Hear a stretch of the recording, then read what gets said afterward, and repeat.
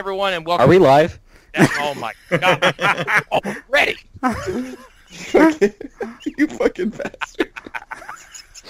Oh man, I can't be mad at that. Man, the timing on that was too good. Fuck. Any cold opening I had is now dead in the water. All right, just adjust the levels, and we're good to go. Oh yeah. Yes. What am I doing here? Hi everyone. Welcome to the most loaded episode of Phantom Zone ever. This is probably the last episode we ever do because I think all of us afterwards. Well, the ones who are days anyway. We have. Well, I guess we'll start with the returning creator of the show. Chris Smith is back. Hello. Sound return there. Hello. Hey, I wanted to do something original, something not so artistic. I wanted to be like, one-dimensional, just like this movie. Oh boy! Oh boy! Coming out swinging.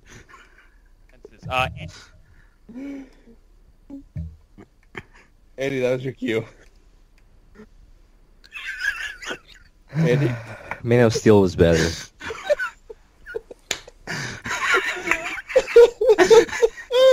Oh, This is going great. It really is. live on the internet tonight. And because he's been involved in, well, we talked about. You are cutting out like crazy, Connor, on my end. Yeah, same. Yeah, I thought it was just me. I thought my internet was going I down. figure I'll just speak up about it right now. Thank you, Ed. Because I wasn't gonna. I was just gonna like. Glad of the regular every week. Guests decided. You know what? I guess I'm taking over the show. Yeah, Connor, you're. I'm not kidding. You're all over the place. This is the new Phantom Zone? The Hey, new what's up, and everybody? improved Phantom Welcome to Zone. my podcast. Guys, welcome to the new Phantom Zone, where we only talk positive about Zack Snyder movies on the new Phantom Zone. Here Oh we god, go. that's not gonna happen. No, unless it's just 300, and then otherwise, no. I love Guardians of Gahul. And what was that other one he did?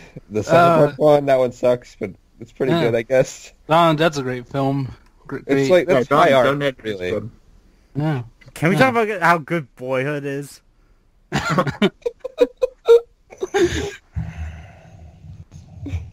It took 12 years to make. It's fine.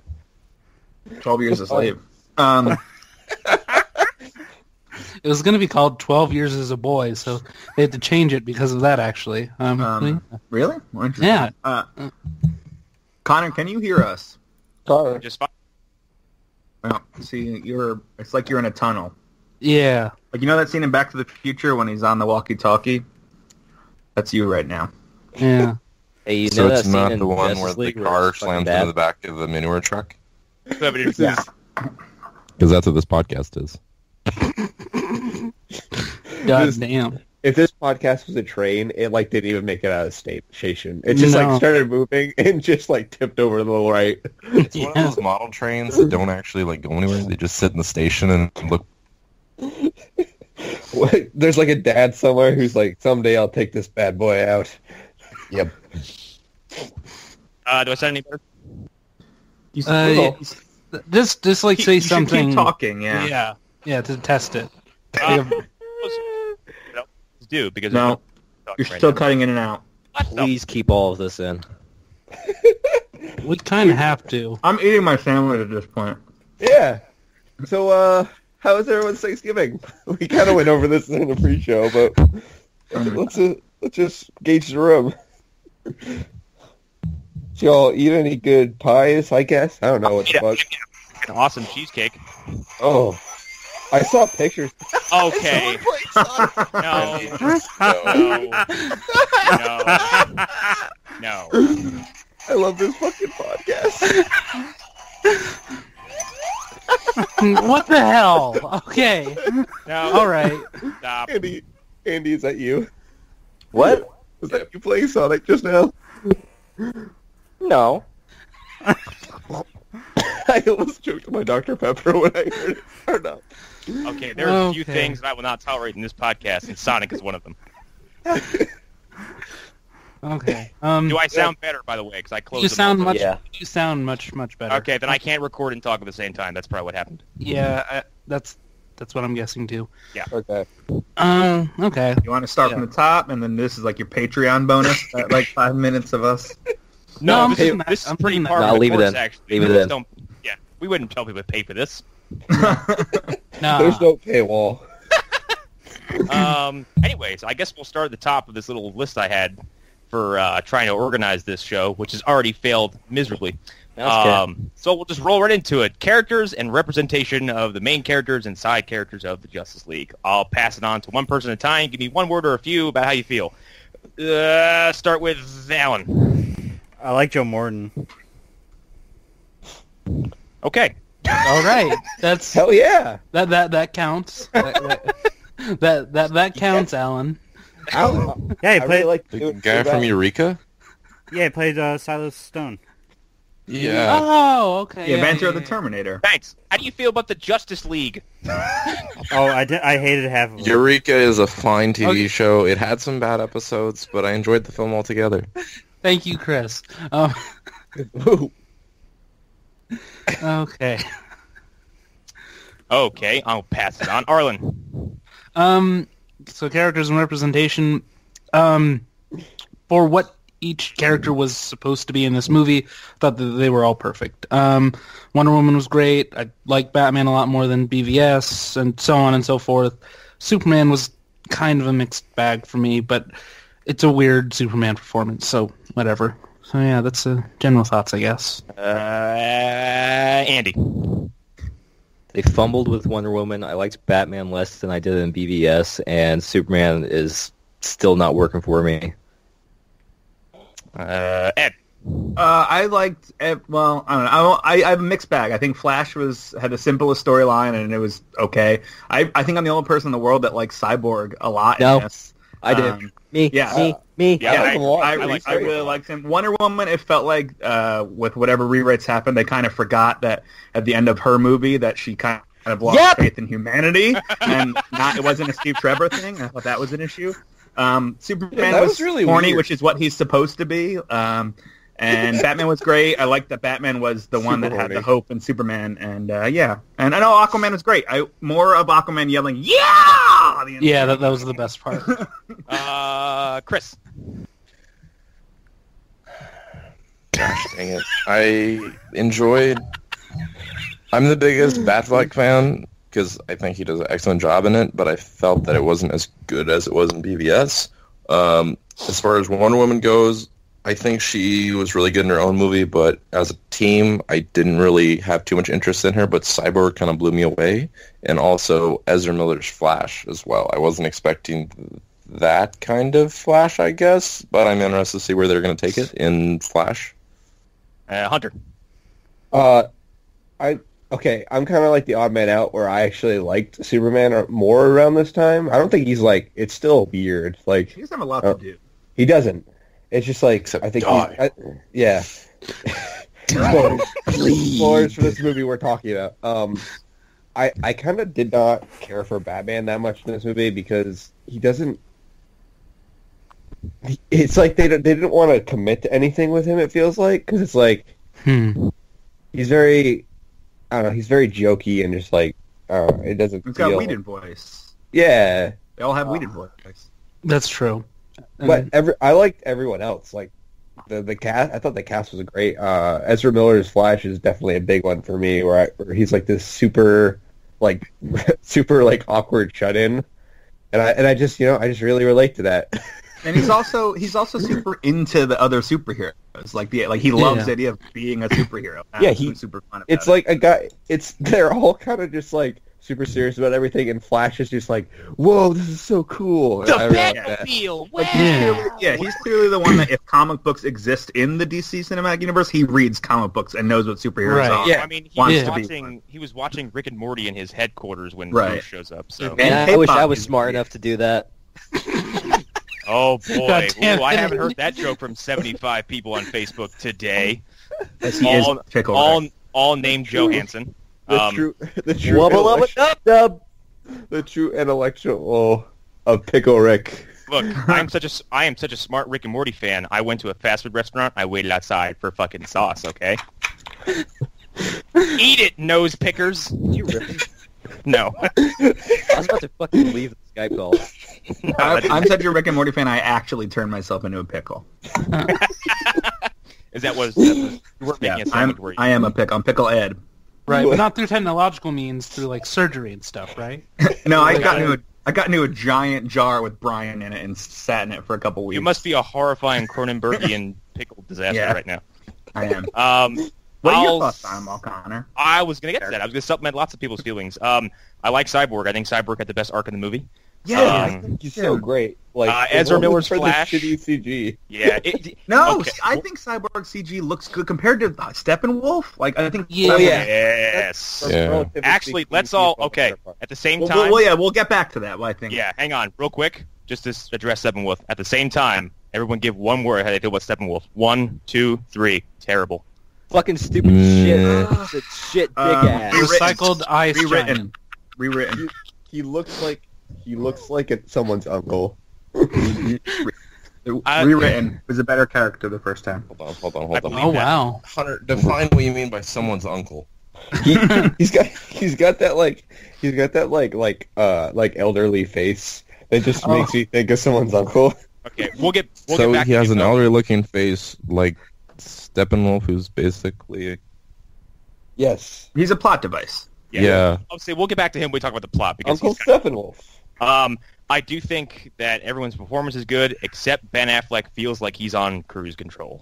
Yeah, Ben Affleck felt like he's like, I want to get out of this. Well, I think that has a lot to do with. I think Ben Affleck was on board with Zach's vision, and he gets told now. He's told, "Hey, I need you to do a bunch of jokes," and I think he doesn't want to make Avengers. I think he wanted to make Zach's movies. That's a And fair Yeah, I can see that. thought on that. So I think that's why when you see when you see like a lot of the new scenes, like I'm pretty sure that almost everything in the Batcave, a lot of the Batcave stuff was new.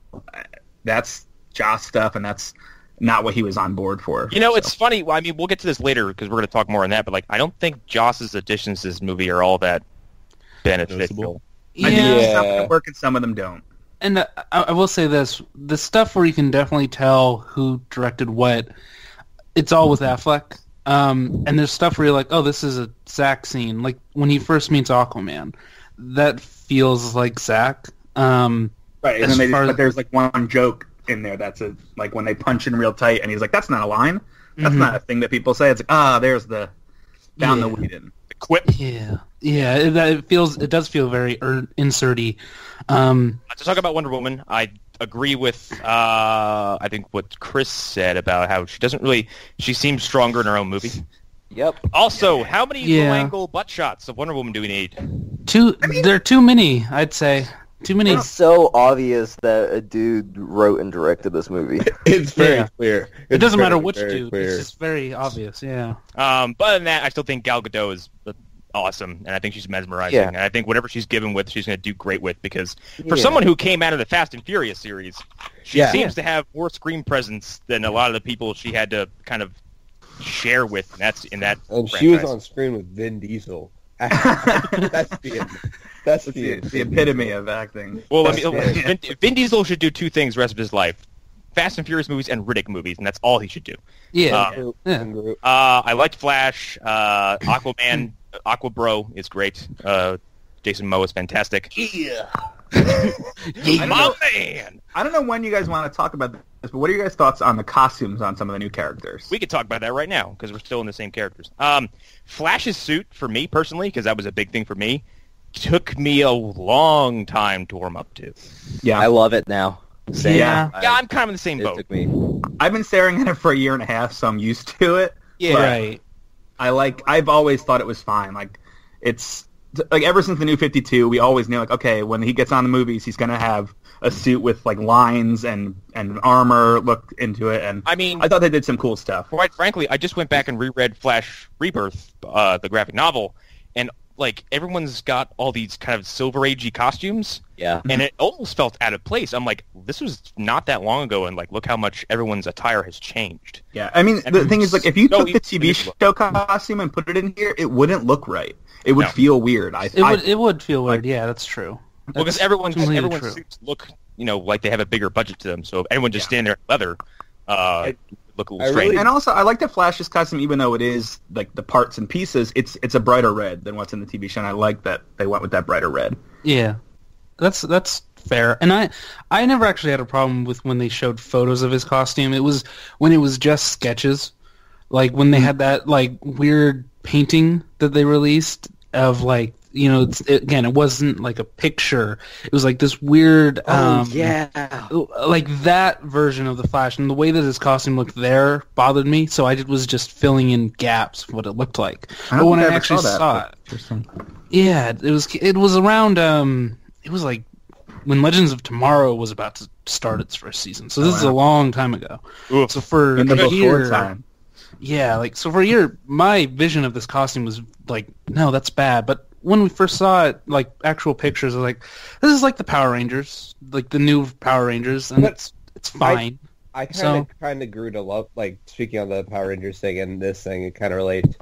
I kind of grew to love both of these, but I think I liked Flash's more at the beginning because I kind of always really liked like the patchwork kind of look of it. Yeah, or it looks like it together. He legitimately made it. Yeah, I like it.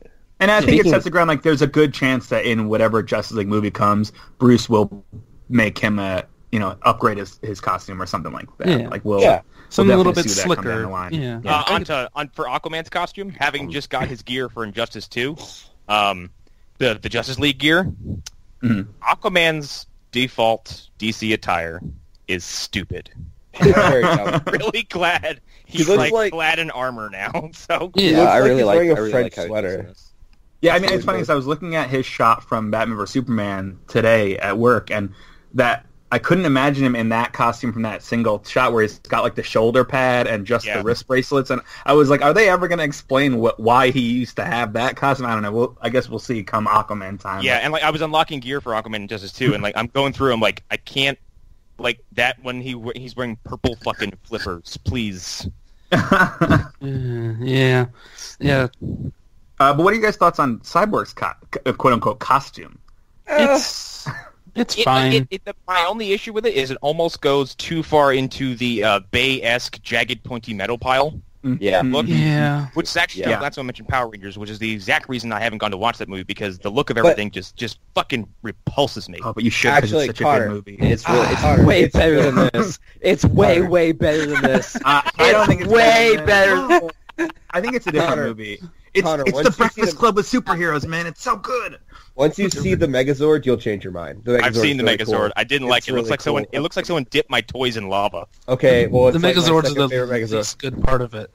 The real Megazord, the big one. Wait, the so big the Megazords are all men? The design on the Megazords isn't great, but whoever did the visual effects on those Megazords, give those people a pat on the back. Is all I'm saying. Wink. Okay. Is your body of work larger than I imagined? Not me personally. Fuck. I was gonna say you've been holding that on us for a while. My company worked on that one. Where I worked on that one. Right.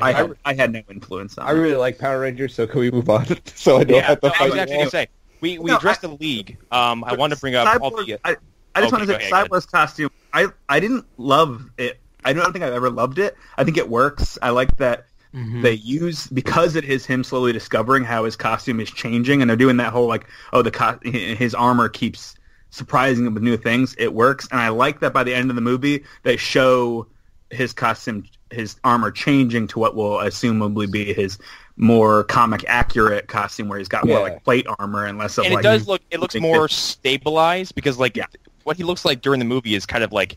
It looks like it's only being barely held together. Yeah, and I wish he had one human arm. Like that was something that I've always liked about Cyborg, is that like he still had that human arm, and it's silly and it almost doesn't make sense, especially in the old comics, and like the trunks and everything. But I miss it here. that look. I really like it. How do we feel about all the side characters? Jim Gordon, Lois, and Martha. I mean, weakest part of the movie for me. They don't have room. Yeah. It's a teen movie, just like in Avengers. You don't see Pepper in Avengers. Like I felt like J.K. Simmons was almost a non-entity. Yeah, he didn't need to be in this movie. He did not at all. And I mean, I don't think those gym photos of him getting all ripped had anything to do with this movie. I think it didn't. From what I think he was just showing off. Scariest grandpa ever. Yeah. Who's not Clint Eastwood. I mean, I liked him. J.K. Simmons. Yeah. He's there, but he's just kind of echoing what Alfred has to say. Like, oh. Kind of. Yeah. Alfred seemingly has been replaced by Robert Downey Jr. in makeup. Just fucking quit master left and right. God, he's got a tongue like just the saltiest tongue in the movie. But he was sassy in Batman vs Superman. I do like it though. And he's sassy in the Nolan trilogy. Like that's him. He's there to make fun of Batman. God, right, but this is medium levels of sass. But I think it kind of works for his character because like at this point in his life, like this is an on-screen Batman who's been doing this a lot longer, and I think Alfred's just like, God, I fucking had it with this. Like I'm just gonna speak my mind whenever I want to. Well, but that's what Alfred should be. Alfred should be the one that he's gonna tell Bruce how he feels, no matter. Yeah, it reminded me of Earth 1 Batman Alfred, where Alfred is like, "Look, I will beat you up." Yeah, I think that's definitely Alfred. Yo, shit up. Connor, what was the thing you posted from just DCU Abridged? Where about Alfred? Yeah, about him and Damien. Oh fuck! No, that was between him and Bruce. It was Damien and Bruce, and Damien's like, "You never feed me." Oh, with the rats. Like, you don't need to eat rats. He was like, Batman goes, "What's your problem?" And Damien's like, "I'm hungry." And Batman goes, "Well, stop it." Yeah. But Bruce says something like, I ate rats to survive, and Alfred's like, I tried feeding you. Like, what? It's a crazy person. Shut up, Alfred. Alfred, my pet parent. Duh. So, do we have any final thoughts on the characters or anybody? We'll not include Steppenwolf in this because it's more of a plot. Like I said, I like the cast. I really liked that Lois Lane and Martha were given a little bit more time. Okay, their little moment was one of my favorite little segments. I think that's great that they did that. Especially having Martha be like a little farm woman who's like, yeah, she said I'm the thirstiest woman you know, or the thirstiest woman I know. That was a good joke. Oh wait, hungriest. I don't know what that means. I thought everybody was fine. I mean, like I said, like any team movie, you don't have a lot of time for supporting characters, so no. I think the time they used was for the most part well spent. Yeah, I mean, so we really only have 2 movies to compare this to in terms of team movies in the past. And if I'm comparing this to the way that they use Sam Wilson in Avengers 2, it's fine. Or like take your pick. Like the way they use the side characters in Mystery Men. Right. Yes. Wow. What exactly? But I'm just saying. Gwyneth Paltrow has like one scene in an airplane in the Avengers. Like that's her entire scene, and it's just her looking at her phone. She receives a phone call. Right. She also knows Phil for some reason. Mm-hmm. Because she meets Phil in Iron Man 1. But anyway, his name is Agent.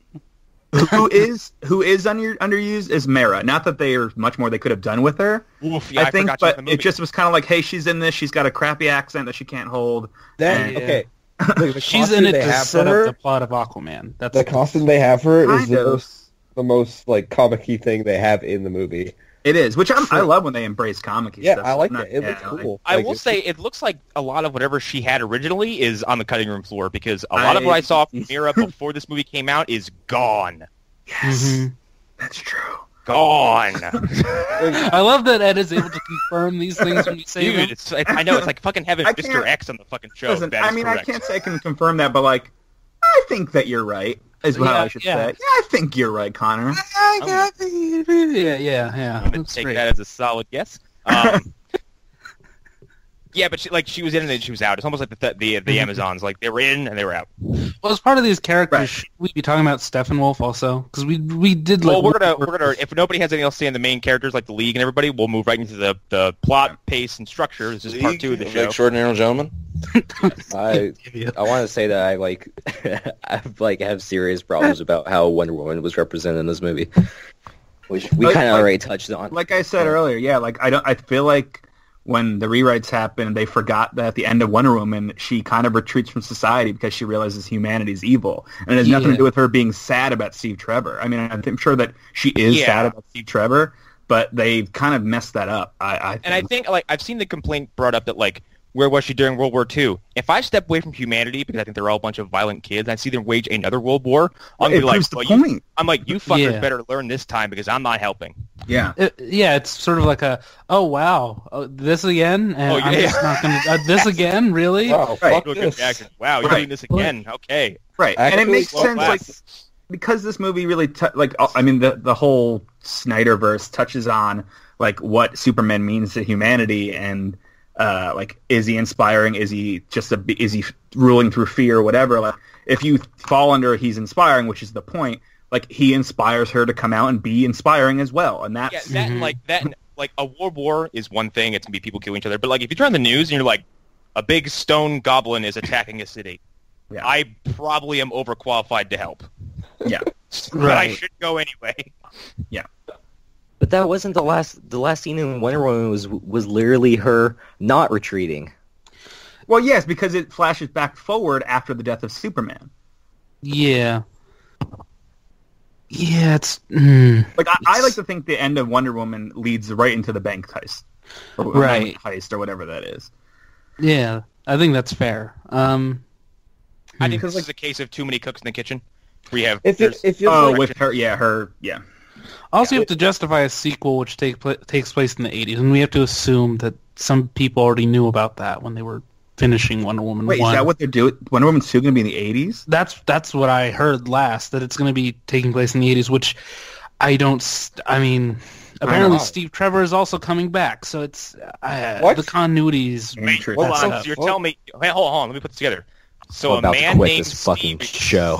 So a man named Steve, played by an actor named Chris, went down in a plane crash and then will then come back decades later?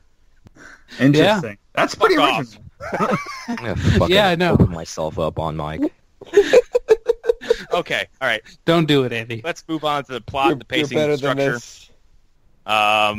So Wait. Hold on. Oh. I didn't get my piece in about Wonder Woman. Okay, let's just let him go for a little bit on this. Go ahead.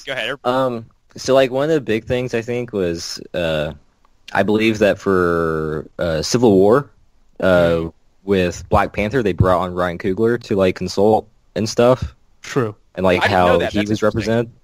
They should have done that with Patty Jenkins and Wonder Woman in this movie.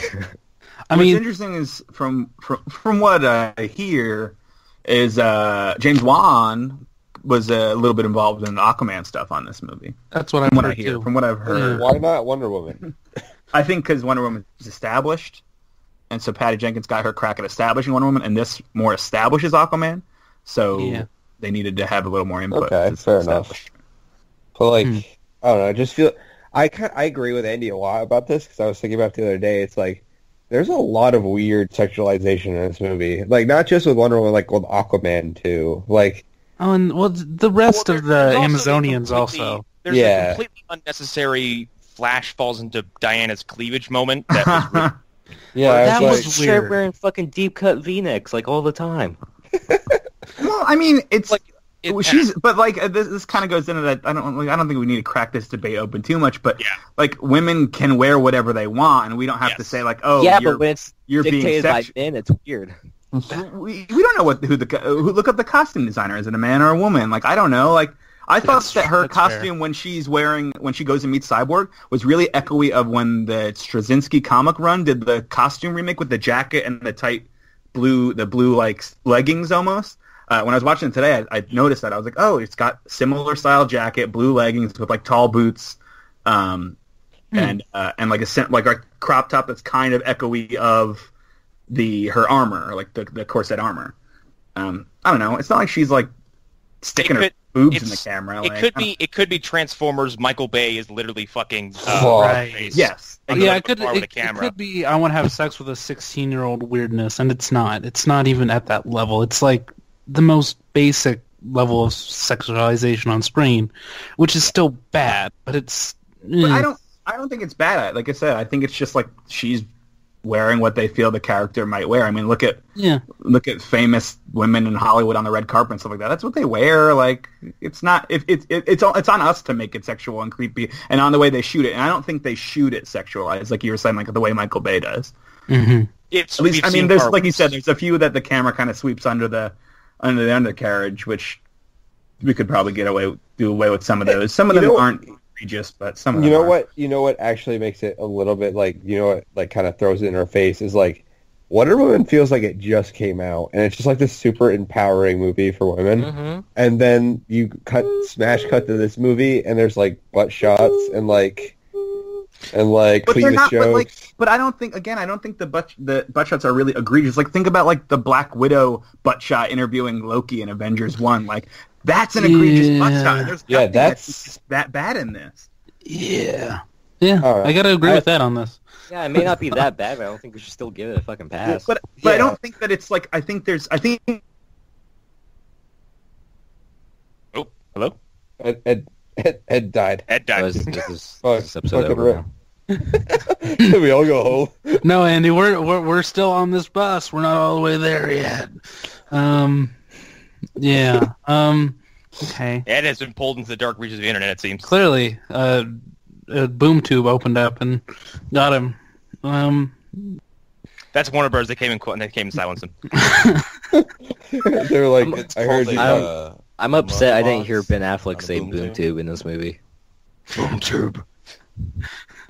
Okay, we'll let him come back in a minute. He hung, his internet probably took a shit. That being said, we'll move on to the next part of this, which is, like I said, plot, pacing, structure. We're going to talk about the villain because he's tied centrally to this. And we'll do the same thing we just did before. Kind of use, a few sentences, and we'll pass it around. Hopefully Ed comes back, and we'll do him last. We'll start with Andy. Why are you putting me on the spot like that? Well, bro. I hate to break it to you, but I'm putting everybody in the spot.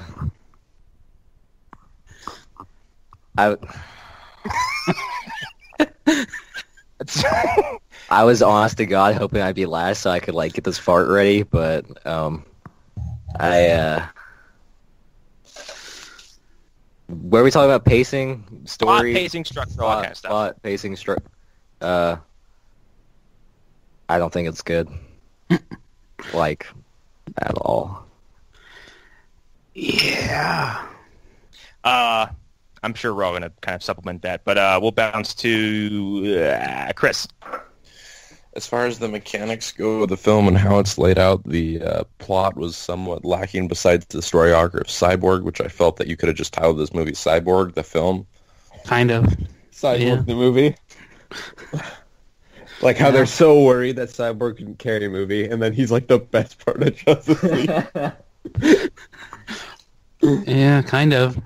Okay, we'll go to Hunter. Okay, so this is kind of I also have a lot of problems with this, where I feel like the first half of the movie I was having a lot of fun, and then Superman showed up, and that's when everything started going to shit. Yeah. Okay. So what you're saying is you were having a ton of fun, and then this kid showed up to the sandbox and destroyed your sandcastle, and now you're crying because you didn't like it. Yeah. It's I can tell you the exact moment is where he grabs Batman, and I was like, oh no, they're going for it. This is not great. Do you bleed? I almost thought that wasn't Henry Cavill for a second when he was speaking because he sounded so strange. Hello, it is me, Ed. Okay, he's back. He lives.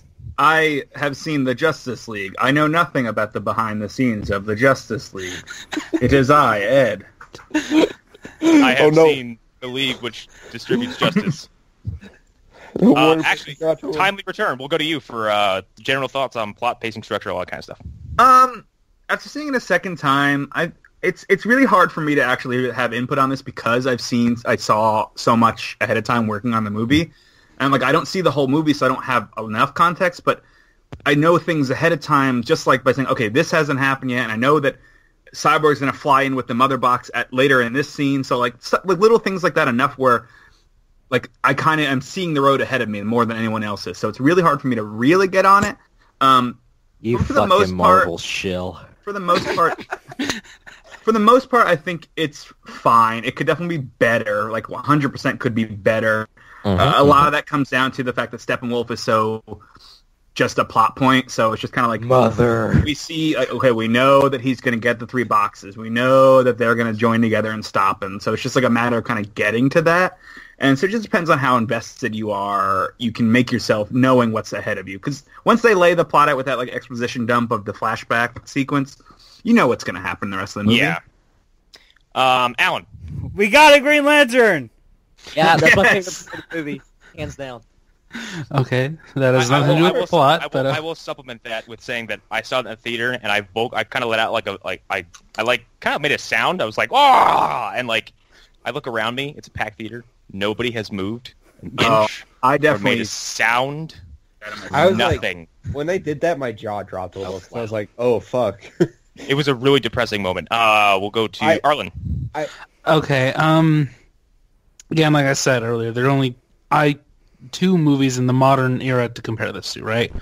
Age of Ultron and Avengers. The plot of this is worse than both. I don't even get started with me on that. So if I'm comparing it to those 2, the plot of this movie is bullshit. And I'm saying that as someone who knows that the Avengers has the thinnest Magnificent Seven rehashed plot on the fucking planet Earth. That's what I'll say. I'll supplement that by saying the Avengers plot is threat comes, assemble, beaten threat. Well, that's what this plot is. Right, but it's somehow down to the MacGuffin of like, hey, let's stop the device that is allowing them to have power. Let's get this cube. Right. I think the problem is that Loki is so fun and interesting. Yes. Also, there isn't nearly as much exposition in that movie as there is in this. Yeah. Who haven't I gotten to yet, personally? Hunter. Wait, did you? Oh, I actually wanted to talk about that the battle with the Green Lantern thing. That would have been so much better. Like if again, I don't want to harp on the CG because I know Ed's here, but gonna work on that scene, baby. That's right. I just feel like if the CG was a little bit better, that scene would be like the best part of the movie. Like, I thought they had. I think that scene had a lot. I felt like that scene was the best part of the movie. I think that scene had a lot of kind of because like Zeus was there. I'm assuming it's Zeus. Like there was a lantern, like seeing the Atlanteans, the humans, and the Amazonians fighting together. Ares was there in the credits, and like he's kind of there in the one wide shot, but from what I understand, there was more of that whole flashback that got trimmed down. Almost every action sequence in this movie was a little bit longer before the 2-hour mandate came through. Also, I need to know if I was the only one who felt this way. When Diana was talking about the battle, was I the only one? Yeah, yeah. That I felt. Sorry, I didn't want to cut you off, but yeah, it felt very Fellowship. It felt very Fellowship of the Ring. Yes, that's something I'm like. And here's the thing: the humans in this world took the ring off. Yeah, like the humans in this world feel like they are from like Tolkien or something like that. Like very Iron Age, Steel Age, like early Steel Age. Yeah. I will say I didn't notice that the first time, and someone pointed out to me, and when I saw it today, I was like, "Oh God, yes! Like, holy crap, this is Lord of the Rings." And the human leader looks like Thulsa Doom from Conan, so there's a lot of influences there. I think that's Jack. It's kind of cool comparison because, like, when you to compare Marvel and DC, like DC's heroes are gods who live on Earth. Like, I heard it brought up in Laser Time. Like, if a Marvel character jumped to the DC universe and be like, "You have fucking statues made after you? What is this bullshit?"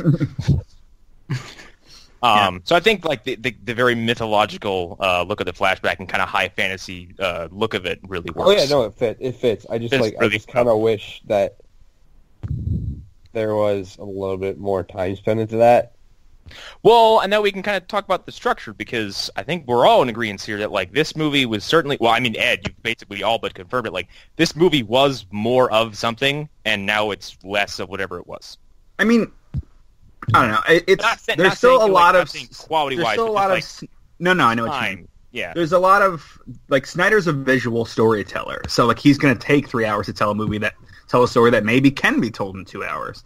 and that's where you need to decide of, do I want a more condensed story that has a little bit more exposition dumped on me, but I get it, or do I want a story that takes its time? And I think both work.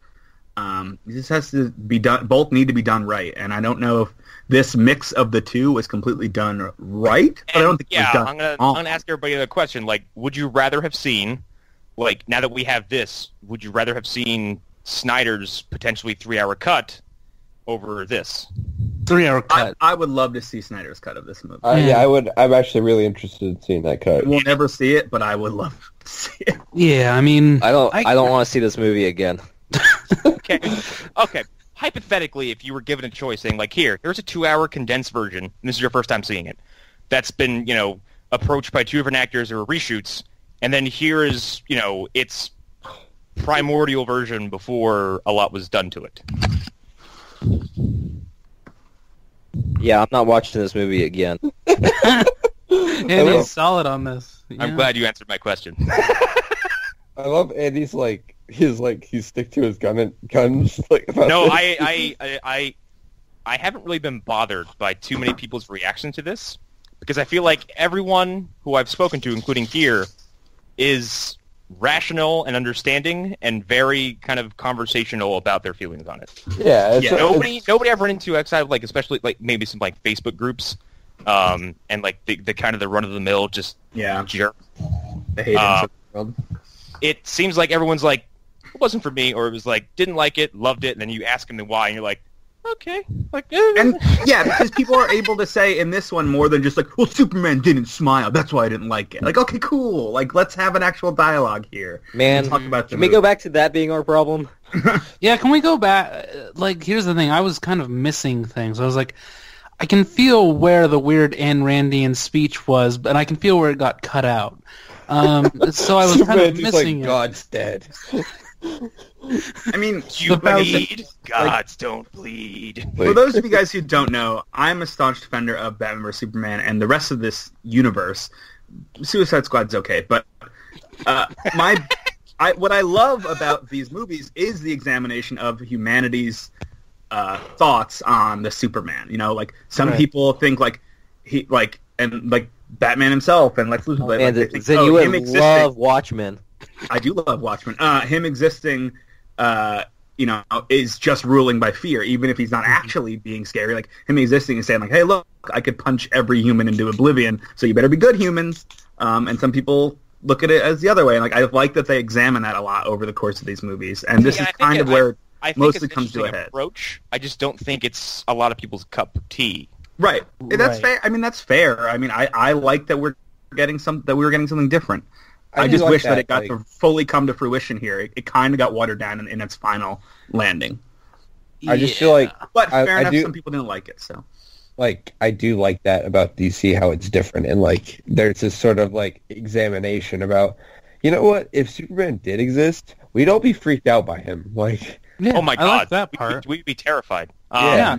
I had no problem with Neil deGrasse Tyson, like, pointing out the reality of what a Superman would be. And these movies kind of fall somewhere between, like, Injustice Superman, who is an absolutely terrifying dictator. He murdered Shazam by, like, laser beaming his eyeballs into his brain. Spoilers, he kills 200 people in one sitting. And Irredeemable, which is flat out, remorseless mass murder committed by a Superman. Who is sadistic enough to be like, you killed babies. He's like, yeah, and I'll do it again tomorrow. Yeah, it's like, that's just today. Like, yeah, right. And I think with like that kind of commentary, you look at Superman and be like, oh, I don't know if I want this to happen to this character. Right, he's capable of that. Yes. Yeah. But that's what I like about it. Like, we as humans are able to imagine the absolute worst, and that's where, like, the reality is, like, not everyone would be like, oh, cool, there's a guy who could push the planet out of its orbit. Yeah. But he's not gonna, because he likes us. Like, right. But I've never had a problem with that. I've had a problem with Superman saying things like, I will take you in without even breaking you. That has always been my problem. Yeah, like, what the fuck? It has been lines like that, little gem, that have always bothered me. Or him asking people if they bleed. That was like... Yeah, again, that's a callback. That's a callback. I will say this. It's a callback, and like Wonder Woman's right. She's like, if he wakes up and you're the first thing he sees, he's gonna be really upset. Yeah, he I died got 20 that. minutes after he thought you were trying to kill him, or you were trying to kill him. And I know everyone's like, oh, they were friends after the Martha thing. Like they weren't Not really. friends. They just kind of agreed to like, let's stop fighting for now because there was the line I liked when Clark or Kal-El comes back and sees Bruce. He says, "You don't want me alive. You don't want me dead. What do you want?" That was actually a cool line. Yeah, I like that. I had a little joke in my head today when I was watching it, where when he meets Aquaman and he says Arthur Curry, where Aquaman, in my head I was like, oh, what if Aquaman just looked at him like, how do you know that name? Like just start panicking. I think we should take a minute and talk about the just the Superman fight sequence. I mean, emotions on an aside, I think it's pretty enjoyable. I think from a visual perspective. I think it's a cool fight. Like it's a cool fight. Yeah. And let's all get on the same page about the Flash having to shit his pants. That was so good.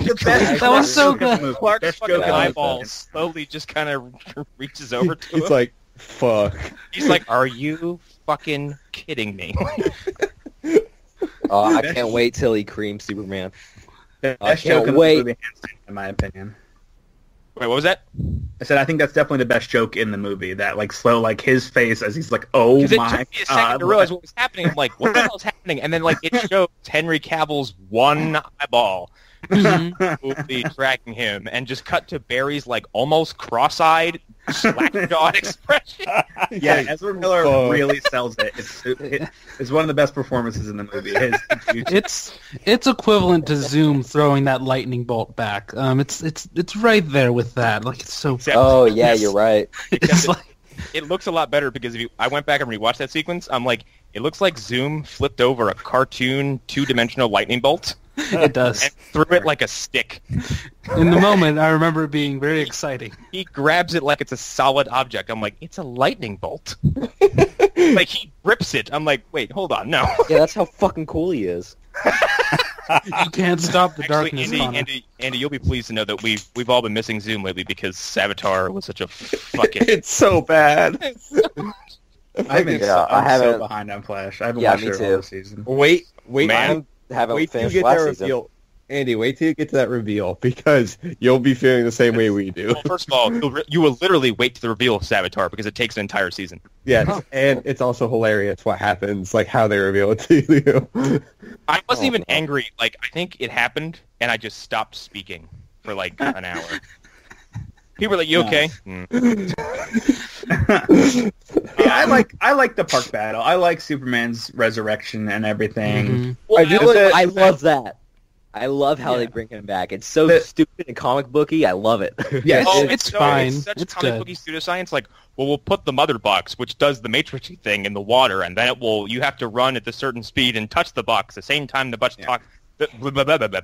Okay, so there's something weird about that sequence, and like I kind of want to bring it up because I thought it was funny. It's like Aquaman all of a sudden gets really deep, where he's just like something happens to you when you die. I was like, holy shit, he's been through some shit. Aquaman died once. Holy shit. Yeah. Well, also, I think it raised an interesting question of like Krypton or not, like you've been dead for months, like, and you just suddenly come back, like, what the fuck, like. Yeah. Like, am I still dead? What is this? How long was Zod dead for? Man, because I don't know, but his body. I guess you don't. Fridge though. I guess you don't decompose when you're Kryptonian. You become wax. But also, yes, Zod had just started absorbing the sunlight, and like he just started getting his powers. Superman's lived his whole life like that. So I think that's the difference. Like Superman went into like the comic book inspired like comatose state, waiting to be awoken, kind of. Yeah. Whereas Zod like straight up died. yeah. It's just something I didn't understand. It was like when Aquaman was just like all of a sudden waxing poetic. It was very strange. Well, I also like later on when Aquaman starts spilling his heart, and then he realizes he's been sitting in a lasso the whole time. That's the best moment. Which of the is whole movie. fantastic. Yeah, that's another. What about really what he bit. says to Barry? What does he say? He's like, you say one word, and I will get every piranha. Yeah. Oh, every piranha I know. Every piranha I know. I love the idea of him having like a poker group of piranhas. Like he knows all these They've all got piranhas. fucking hats and cigars and scars in their faces. Like, Jerry, how's the family? Full house, boys, full house. Hey, Bites, get over here. I got a favor I got to ask you. If we have nothing else to say about Steppenwolf. Let's get to Steppenwolf. Okay. Elaborate more on him anyway. So here's what I will say on this. Zack Snyder opened the door to the fourth world and Joss Whedon closed it in this movie. Yes. Oh, man. That is- What the hell? Such an accurate description because Yeah. there's just That's a fucking mic drop. I'm sorry. I'm fully confident that we were leading towards more fourth world stuff. And then Joss Whedon came through and did some rewrites with how Steppenwolf works, made him an exile, and made it so he's not really representative of all that stuff. And so now we're going to get the Legion of Doom instead of going towards the fourth world. okay. Which is So- because now, unfortunately, the path that leads to is another Avengers. Like, are we going to wait, and are we going to wait, and are we going to wait to see Darkseid? Which I don't want to do again. Sorry. I mean, I agree. But especially not with I'm these. fine with it, but at the same time, it makes Steppenwolf more unimportant because he has no representation. Yeah. Like, it doesn't matter. He's just doing his own thing. Also, like in the movie, he does say for Darkseid, but you're an exile. So why would you do it He's for still, Darkseid? but he's one of those he's a religious zealot. Like he will Right. always be for Darkseid, even if Darkseid has abandoned him. He will always want to get back in Darkseid's good graces. I kind of felt like he was he was very much like Zod in that he's like a natural. Had the same fucking goal. He did. I Yes. do the same fucking thing, terraform the planet again. Oh, I love it. Let's do it again.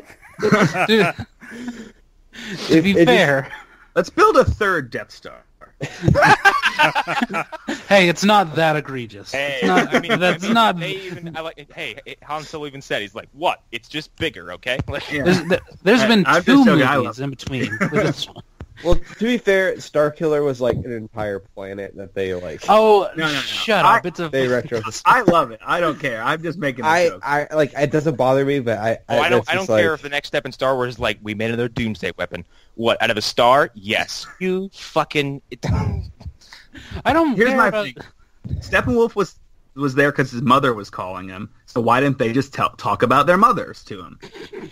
Wait, so They named the mother boxes Martha. Martha Wait. Box. why did you say that name?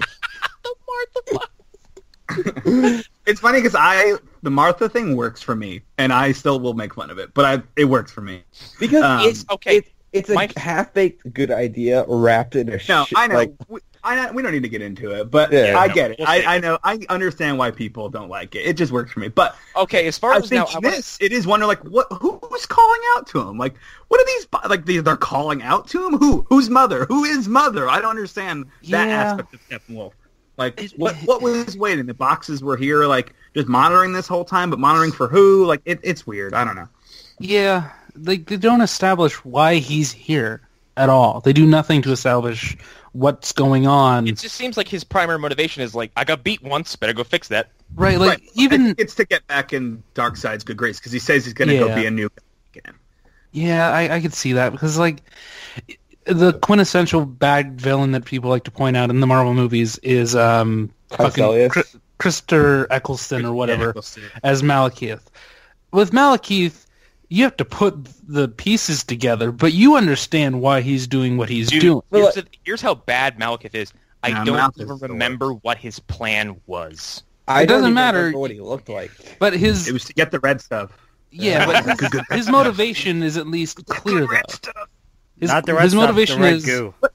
But I think Prometheus. I think Steppenwolf's motivation is clear. It's just kind of boring. It's just yeah, but he's just an exile who wants to get back in good graces. They Whatever. don't even do nearly as much to explain it. That's what I'm saying. Like, you get a lot of time to explain why Malekith is doing what he's doing. I still think he's terrible. I do But- think the way they took him out is the most Yeah, it's that was good. jarring, but it's good. Like, it's really cool what happens to him. It's kinda very like the fact that Uncharted he gets- 2.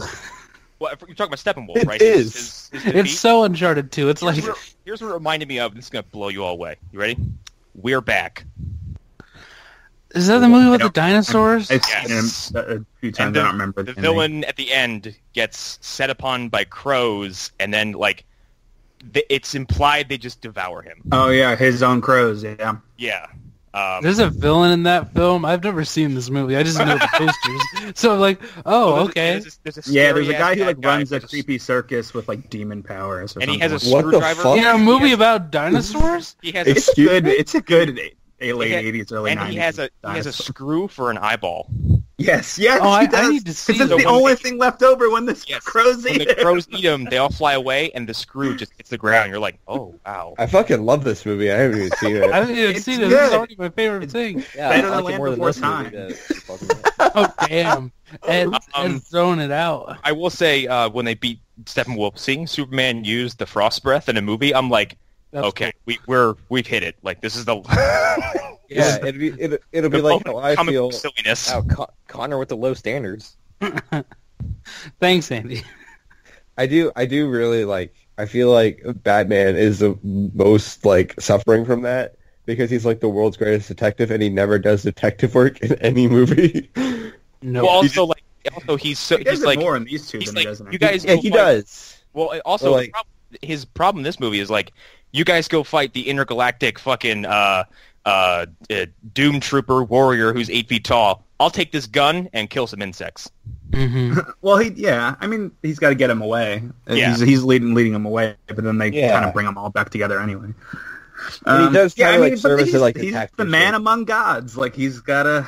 I like that they still did the. He's like, I'm gonna go do this. I'm gonna go do my own thing, even though I'm the squishiest of all of us. Yeah. I can die the easiest. Yeah. Yeah, like that's very Batman. Mm-hmm. So I guess we can roll right into the tone because it kind of ties right into this. I feel like the tone is like this is what. I don't want to say that I don't feel like most of the jokes work for me, but like the tone definitely feels right. Like I feel like that's one thing I did like is that this difference in tone from this and Batman versus Superman and Suicide Yeah. Squad. I like the tone in this the best, definitely. I agree with I mean, that. it's different, but it serves than the other ones, but it serves its purpose just like the other ones served their purpose. Like Yeah. I was rewatching Batman vs Superman, and the tone is really driven by the score in that, and it is in your face. It's just like wah wah the entire Oh, time. I am not a fan of Junkie XL's Batman theme at all. No, it's really bad. Right. So this, like, we've got the throwbacks, we've got the Danny Elfman score throwbacks, and those really help the tone feel fun. And, Yeah. and then just like the jokes, they definitely add to the tone. A lot of the jokes, in my opinion, don't work for me and feel a little forced. But Yeah. the tone Yeah. is a good shift. I don't want them to go further though than this. I agree with that totally. Yes, I do like I think Andy, I'm gonna piggyback something I've seen you say over the last week, and that some of this stuff feels unearned. Oh, Yeah. yeah, absolutely. Oh, my God. And I will No, say definitely. that could be a side effect of a sudden and abrupt course correction in your film universe. Yes, I And think Joss that's Whedon part being a of it. hack. Yeah. Okay. Okay, you settle Ditto. down. Ditto. I'm right there with Listen. you. Fuck that man. Well, listen, I have mixed opinions on him. He's done great stuff. He's done not great He's- stuff. I'm gonna say Fake-ass something. feminist. I'm gonna say something right now that's gonna shock a lot of you. I think he's kind of hit or miss most of the time. Like, He is. I I think when he tend to hits, agree he with hits very that. well, and when he misses, it's a very embarrassing whiff. yeah, But I think just like Zach is. Zach's think he has a half hit his and, stuff like, sucks, you know, but- yeah. I think there I are mean- some similarities between him and Zack Snyder in that, like, when he misses hard. Like, And they That's think they're more fair. clever than they are. yes, that too. yeah, it's very Rick and Morty of him. God fucking damn it. I will only tolerate so much of that in this show. No, and most people who are like, wow, yeah, like the tone is jarring and it seems kind of sudden, and I agree. I do enjoy the tone of this movie, but again, I've still left it going like, it is strange because you can almost see where they hit the brakes and we're like, now we're going this way. Yeah, Yeah. And I don't know if this fits under tone, but there's a part in this movie where you can see them look in the camera and wink because Superman goes, I've got to go save civilians. Like, it's just like them being like, oh, that's right. That's what everyone wants. So we're Okay, going to we make can- it very clear that's what we're doing right now. I'm glad that you reminded me of that because it brought my second biggest laugh of the movie, which is Flash saving the one car and be like, yeah, good job, Barry. Looks to his right, and Superman is carrying a literal building full of people. It's Yeah, a we don't funny know- laugh, okay, but we don't know holy if that crap, building they was full of struggled to people. get that. Like, they put so much to get to that So joke. wait, Let's Andy, show all these Russian people just to get to this Andy, joke. Andy, that's a stretch. No, I really like the Listen, image we of Superman just moving a building. There's probably like 4 people in that building. Did you see that town? Did you see that fucking town? Yeah. And actually, Andy, you're right in the sense that you said that, like, the lack of extras makes everything feel kind of desolate. Yeah. Right. Yeah, and I get the feeling that was the point. Like, I feel like there was a decision to not have a city with any extras in it or any civilians, so you could just destroy the city. You mean in BVS when they have a fight in an abandoned gym? Yeah. Yeah. I don't know. The tone is fine, I guess. I have no real strong feelings about it either way. Neither do I. I think tone-wise, one of the things that I love about it is something that a few of us, I forget who, agreed on, and that Cyborg's whole story arc is a great set of great tonal setting for the movie of, like, not believing yourself, like, thinking you're not meant to be and you're not meant to do something, and then by the end, like, when he says, like, I also like being alive, like, when I realized, like, oh, shit, that was great, and that is a great little capper on the tonal arc. I do like the moments between him and Superman a lot, where Superman comes up, he's like, all right, this is going to work, right? Because I kind of like being alive. Yes, that's that little, that beat of that sequence was my favorite beat of the sequence. That and, like, they both get knocked over, and Clark's like, never mind, I wish I was dead. Yeah, and I will say this, some of the jokes I think work better than the others. I think, so you're not working alone anymore, and Aquaman comes up to him and he says, it could be temporary. That was a good joke. And that is an in-character joke. Like, oh, so you are dressed like a bat. I dig it. Like, yeah, like you weren't kidding or exaggerating. Here you are. Yeah, like those are both in character and they both make sense. And I feel like and also when they've done jokes before, they try to squeeze them in. So the scene where Gordon looks over and he sees and Diana and Bruce are gone, and Barry's just like freaking out. He's like, oh, they left. Like, stuff that's in character is what they should stick with if they do comedy in the future. Right. What makes sense for the character to say it is what you go with. Yeah. I think... Oh, you go ahead. Oh, no, I was just about to say, I feel like with The Flash, a lot of the forced jokes felt a little bit more earned because he's, like, socially awkward and, like, weird. Yes. And it feels... it just felt right. Like, I really like The Flash in this movie. I think the jokes that worked the least for me are in the final battle when they just, like, snap cut to a close-up of Wonder Woman of her, like, rolling her eyes or being like, oh, I'm with children. Like, those are the two that like, those ones worked the least for me. Yeah. That was... Oh, you boys. But, like, stuff like at the end where Superman was like, how did you get the farm back? And he's like, oh, I bought the bank. That was good. Yeah, that was great. That was good, but at the same time, like, I feel like Batman would have been on top of that. Like, he would have never let her house get foreclosed. Absolutely. Like, but he kind of says, like, oh, it was a mistake that I let happen or something like that. So I guess he was too busy. Alfred's like, by the way, while you're out being sad, Martha Kent's house got bought by the bank. He's like, I mean, I saw that happening by the end of the movie. The minute she was like, oh, my house has been foreclosed, I was like, oh, Batman's buying that by the end of the movie. And then like when he says like, oh, what happened? I said it out loud, like, he bought the bank. Like, it just was. I love that any Batman movie has not failed to deliver the message that, like, no, Batman's superpower really is money. Yeah. I like because he does seemingly impossible things with it. Yeah. He buys restaurants like on a whim. Hotels. Yeah, he buys restaurants so he can go bathe in the fucking waterfall. Okay. Yeah. But yeah, I think we all seem to be in agreement that some of the jokes just don't work, but a lot of them do, and a lot of them do service the tonal shift of the movie. Yeah, I agree. Let's transition to, this is going to be Ed's bread and butter here, special and visual effects. So, okay, I don't want to feel. No. I feel like I'm taking the reins on this because, like, go ahead. I feel like some things look better than others. Like, I thought the parademons looked fine. Like, they look good. Yeah, they look fine. What else looked fine? There's one other thing that I was like, oh, that's not too bad. Can I talk? Let me just jump in really quick and just give you guys a little bit of an overview of how the visual effects for a major motion picture work. So there are multiple companies that are hired by Warner Brothers to do sequences. Mm-hmm. So, like, one company will do the final battle. One company will do the park battle. One company will do the battle in the tunnel. One company will do the opening rooftop sequence with the parademon. Sometimes companies do multiple sequences. Like the company I work at did like 4 or 5 throughout the movie. But so but we didn't do every sequence. We did sequences with parademons, but we didn't do every sequence with parademons. Yeah. So it's interesting. Like Steppenwolf, I think he looks better in some sequences than he does in others. Yeah, I think I said that in the Cyborg group. did a good. Yeah, I think Cyborg for the most part looks pretty good throughout. But I think the parademons more than anything, they look. I think for the most part, great throughout the whole movie. Yeah, just fucking pat yourself on the back. No. I will say that we did some not great face replacements and mustache replacements in this movie. Oh my I god! was saying, I'm glad you answered No. you addressed the elephant in the room. Looks fine.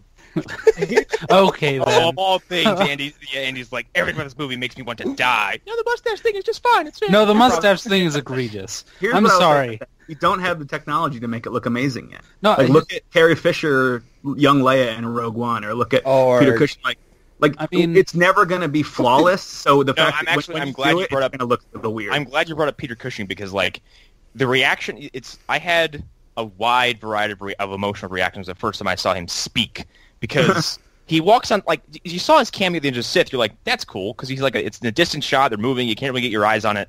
And then he That's just a steps dude forward, in that yeah, also. and then he It wasn't- steps forward in Rogue One, you're like, that's a dead man. And then he Yeah. opens his mouth and speaks, you're like, that's a dead man who's tough. He looks, I mean, he looks like a Muppet. Like he I've looks made- like a Muppet. I've made this joke many times. I'm going to make it as many times as I have to. When he's in the shadows and you barely see him and he's kind of half there, he looks very good and he looks very convincing. The moment he steps into the light, he looks like the monsters from Life Force.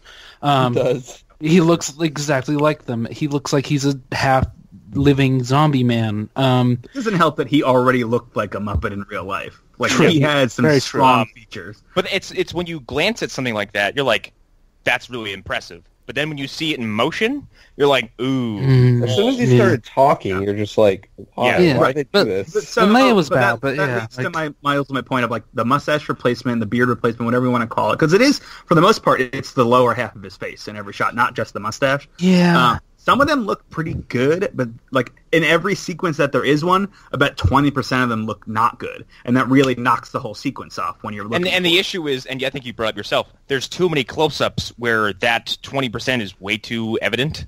yeah, Yep. Like this scene where Yeah. he grabs Batman's face and it zooms in, he looks like a Thumb Wars character. right. And that one's He only, looks I mean, like John Travolta. I mean, Yeah. it's just... Or He the doesn't look like beginning, Henry Cavill. or the So- beginning with the podcast. Yeah, the don't know podcast one why. is rough, but it's a minute-long shot, so that one's tough. I- To do a minute-long sequence like a shot like that, oh my god. Yeah. Yeah, like... But I will say, and we didn't work on this one, the one where the sun's behind him after him and Lois fly off, most of those ones look really good, in my Yeah, opinion. they do. Yeah. Oh, no, I didn't notice it at all there. I thought those were... Oh, I those thought, look, yeah. those look untouched. There's one, Oh, when he smiles and says, yes, ma'am, that's when you see it really bad. Yes, my Yeah. It gets Joker voice, Joker face in it, and but the first 90% of that sequence, he looks, in my opinion, really good. And again, we didn't work on that one. I don't know what company did. They did a balling job on that one. Mm. Yeah. But anyway, I want to hear what you guys thought. It's about everybody. Let you guys tell. Ted, I you mean, tell- for that beginning sequence, I actually didn't mind it there. I immediately noticed it. Are you talking about the Snapchat footage? The Snapchat footage, which, I mean... we're recording a podcast. The horizontal camera. thank you, What? whoever did that. There have Get been your more movies... Get your microphone out of your mouth. That's my gimmick. Other movies are responsible for this, so we should be blaming the film Why Him for allowing this to happen. But yeah, like, other movies have done this in the past, Wait. and... Wait. What? That's the movie he did that for? That he refused to shave for? Are you fucking No, the movie that he refused to... Okay, so It's no, just- that's a different story. But no, like, the reason that It's the studio. that they were... It's They Paramount they film. could do that is because other movies have done it in the past. Other movies have done the cell phone footage and the frame rate ratio that is not a theatrical frame. Oh, you're just talking straight up The about ratio. cell phone. The cell Yeah, phone. like, weird. yeah. Vertical. Okay. Yeah, and it made me Andy was so getting angry. real bothered by that. It made me so angry that he was holding the phone vertical. I was like, turn your Yeah. phone around. Yeah, I mean, it is like a 7-year-old, I guess, but Yeah, 7-year-olds don't know the difference. Doesn't matter. There's so many things that leave the realm of reality in this movie. It'd be okay if a 7-year-old held a cell phone horizontally in this. For goodness sake, this is a big movie. Like, just let your footage look good. Jeez. just blame Paramount, man. If Paramount didn't You know what's funny? My boss told me this. They wouldn't let him shave his mustache because they're shooting Mission Impossible 6 or whatever it is. And then a week. What? Whoa! Wait a minute. Yeah. He's in Mission Impossible now. Yes, he's in Mission Impossible 6 because I of. guess I'm gonna watch it. Yeah, but they wouldn't let him. But here's what's funny. After they got done with the additional photography, like a week later, Tom Cruise hurt himself and they shut down production for 6 weeks. Yeah. Ooh. So they could have avoided all of this.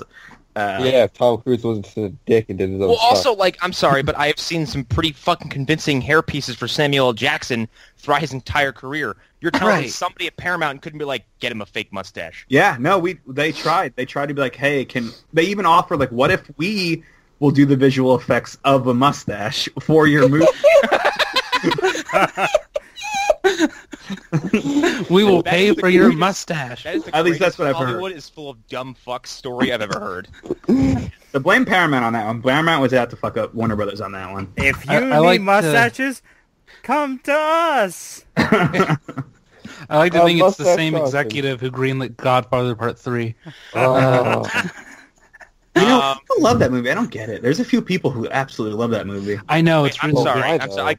I've never even seen it, and like everyone I've run into is like, it's the fucking worst sequel. It's not great. It's the most melodramatic piece of shit It's not that great. I've never been able to finish it. That's how bad What's it is. I better, didn't that finish or it. Paul Blart Mall Cop? Paul Blart Mall Cop. I can tell you that. And right there's now. no hesitation there either. But to talk about, to go back to visual effects, Still better than this. God damn you. I think that one of the worst scenes, visual effects wise, is Themyscira from start to finish. Fuck, I feel yeah. bad. Like So- they introduced Steppenwolf, and his first shot, he looks super cartoony. Yeah, it sucks because that's such a cool fight. Yeah, and like I said, I think Steppenwolf looks better later in the movie, but his lips is almost like they changed his dialogue because his lips don't line up there. They line up a lot better later on. I saw a comment from a review. It said like, Steppenwolf is not from the Uncanny Valley. He has pitched a tent and lives there. And here's the thing. So I didn't, and this is hard because no movie has really done this well. The underwater stuff looked bad, but I think all underwater stuff looks bad. So it's I mean, Finding I Nemo. like it, but that's It looked bad, but I thought what Mira did to initially stop Steppenwolf was cool as fuck. I thought the bubble. I'm like, she can make little water explosions? That's cool. yeah, that stuff was cool. This is like, again, like I've never bought a movie that I don't that remember mostly that takes at place all. underwater. Like, Yeah, dude, when he goes for the mother box, she kind of like she either snaps or kind of claps her hands. she creates like a pulls a big detonation bubble underwater. apart. yeah. She pulls a big bubble apart. He falls, and then she slaps her hands together and collapses it back onto him with the weight of the ocean. It's kind of That's cool. actually really cool. It's a really cool action sequence that was probably longer. Damn. I don't know. I think it looks okay. It's not great for sure. Shooting dry for wet is crazy. Like I don't know why they do it, but they do. What was the line that that Momoa said to Mira after? Well, they're talking about his mother. They're giving Felt exposition. very out of. I'm like that scene. I'm like, what are you talking about? Who are you talking about? Slow down. It's the most Yeah, exposition it goes dump thing in the whole movie, and It goes quick. yeah, not quick enough. And here's the thing: I'm but I don't excited mean, for I think Wan's it goes movie. like So it's too much in there. yeah, Like, I think they crammed.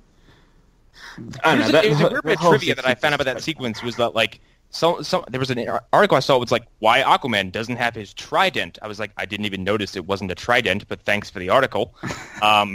It's like I a guess fork. why it's not there's a like tri- there's like a it's- long explanation for like, well, he got it from Mira after they had this long talk about blah blah blah blah blah. I'm like, I didn't need to know any of this. Yeah, it's funny because I was thinking about it at work today, and because I'm working on Aquaman right now, and I was like, I wonder if they're going to explain like where he gets his armor and stuff in the new movie. And then I'm watching Justice League again. At the end of that bubble sequence, he's like, I'm going to need some things from you. And then he has the armor and the trident after that. I was like, oh, that's where he gets it all. Yeah. Like, it didn't even click not- for me. It's not ultra clear because he's like, I need something from you, and then shows up Right. the armor. You're like, oh, okay. Yeah, exactly. I thought that most special effects look good. I've heard people complaining about the final battle looking bad, which I don't really agree with. it's fine. I thought when Superman was flying in the air, that looked cool. Like, Yeah. it looked fine. Like, it was fine. Personally, I like the fact, I don't know, I'm assuming it was Whedon, I don't even know. The comparisons between the first trailer and the last trailer, where everything was gray and dead, and then all of a sudden there's like all this red and purple and stuff, and I can't really decide which I liked better. To be fair, I will say, if it's Whedon, it's done after the fact, because we didn't have to go through and rechange any overall color schemes when he took over. All right. I do. So if he made that change, it's done. It was done all in-house, which is unlikely. I don't know. I don't. It all looked the same for when we were doing it months and months and months ago. I really liked all the colors in this movie. Like, I felt like Yeah. they felt great, and like I just really liked that they decided to put some color. Yeah, because it I like all felt Superman. very, very, very Battlefield to me, where it's like everything's a shade of gray. There's like this weird blue filter. But now it feels well, that's like what you were saying earlier with the problem with Aquaman's costume. Like, you can see the orange and green in there, but it's so muted. The costume itself is muted. Yeah, Actually, and that's actually in Injustice 2, when you get that, like, you put on the kind of the default color scheme, which like you said, is the orange and green. You can't see it because it's so subdued under all the shininess. Yeah. Like, the armor's, it's kind of loud. I still like it, but like it's still very like, oof, that's a lot going on. Yeah. The big action sequences of the movie, visual effects wise, I want to see what all you guys are just opinions on it. So there's Themyscira, there's the underwater fight, which is pretty quick. There's the tunnel fight. There's the Superman resurrection fight, and then there's the final fight. Let's ignore the past fight. Let's ignore that one. Underwater, Themyscira, and the final fight are the worst ones to me. The rest of it is acceptable. It's within acceptable range of, but I notice this stuff. I just tend to notice it more than most people. So actually, my favorite action sequence is the short one, the beginning with Batman. Oh, I was going to say also the beginning on the rooftop one. Yo, that one's pretty dope. I kind of like that, especially because like you kind of got to see like Batman like kind of be all like fucking ninja-esque with the water tower. The slow-mo shot was cool. I like the little exchange he has with the criminal. If that scene is what the Matt Reeves Batman movie is, if that's in any way like what the tone will be, I'm in. So yeah, I like that a lot. I even like the thing where that criminal who's wrapped up was like him and Batman have a moment when they fucking see an alien. He's like, it's because he's dead, isn't it? Yeah. Right. Well, and then again, that's leaning into the whole like Superman's such a important presence on this whole world that his existence affects everyone on it. I also every being that comes to it. Personally, I adore the opening credits. Yeah, one of my favorite sequences. Here's the thing: if it had just been, I don't know if this was possible, but just like the song without the lyrics, and I know that. What is it called? Instrumentals? I know instrumentals aren't like everybody's favorite thing, but the lyrics are what like made that hard for me to watch because I was like, well, this is just obvious and it just doesn't fit within the tone of these movies as established. And it just didn't fit the previous films. It didn't fit MOS. It didn't fit BVS either. Wait, the Everybody Knows? It didn't fit for me. Did. I think the lyrics really did fit it. Again, the lyrics are what threw me off. That's the main thing. The lyrics really threw me off. It's funny. I was in that sequence and they cut me out of it. Like me personally. Oh wow. I was. Oh, well, I was originally... you were in the statue sequence. You really dodged the bullet. Yeah, I was in. So in Batman vs Superman, I'm like really fuzzy. I'm in the background and I walk up and like, why is that guy spray painting that statue? And then in this, I was in almost the exact same position, but I was in a crowd of people who were like anti-alien protesters that were around the memorial now, what has become a memorial for Superman. But I think that it makes sense that they cut that shot because it doesn't fit the plot. I have it's a completely harmless nitpick, but I have to bring it up. Mm-hmm. How long has Superman been dead from the start of the movie? Oh, no. I assume it's like 6 months. Yeah, 6 months. Let's say 6 months.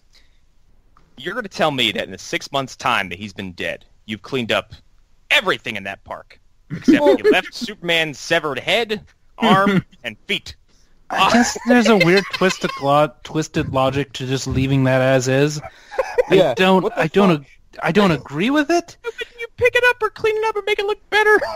Maybe they just didn't want to. I don't know. It is silly, but I like, they did him dirty.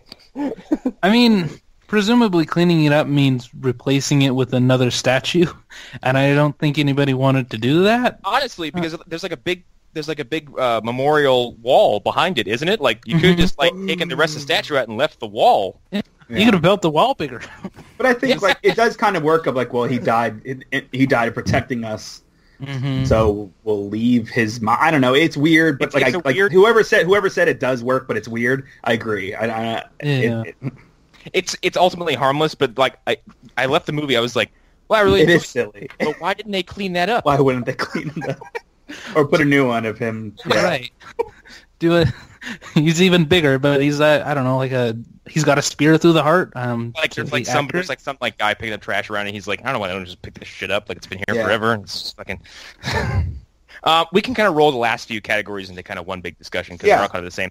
The last few are course correction or a step back. Final thoughts going forward in the state of the DCEU.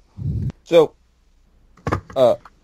again, I don't want to take the reins on this again because I feel like I've kind of done that a little bit this episode.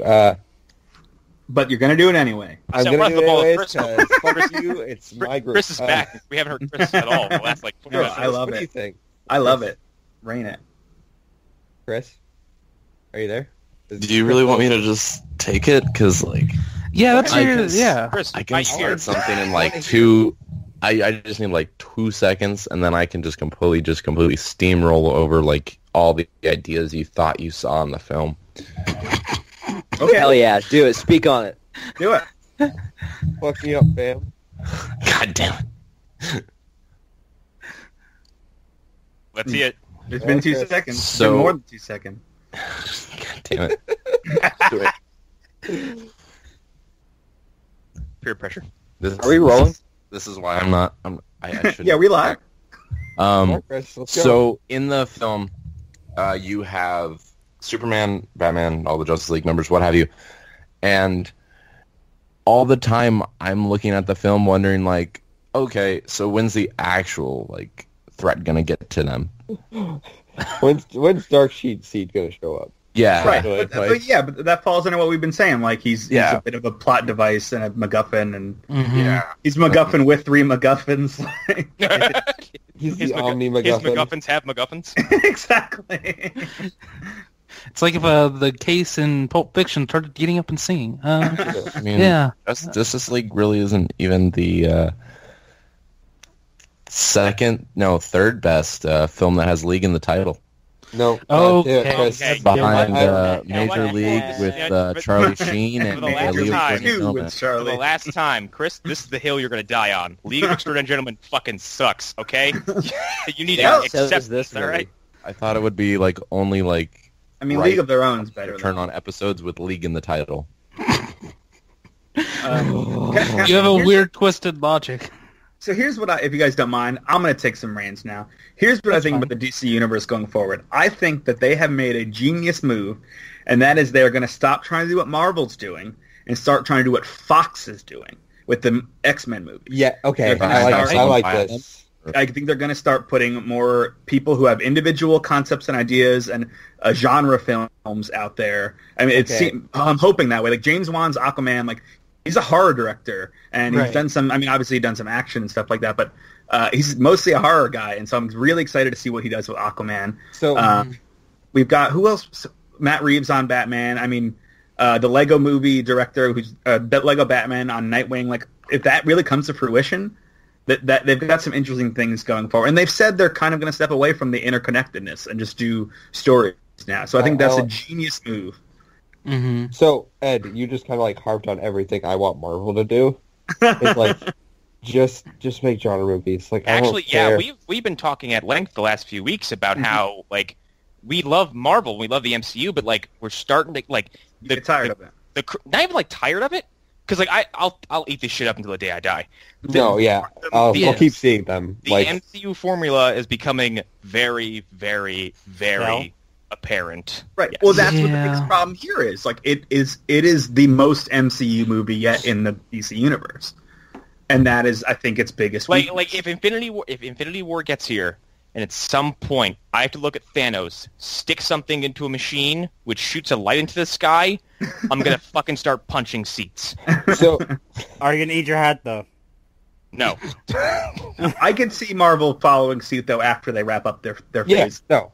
I just really think that's what superhero movies should be. I've predicted for a very long time, after they finish Thanos, we may not get another Avengers movie for a very long time.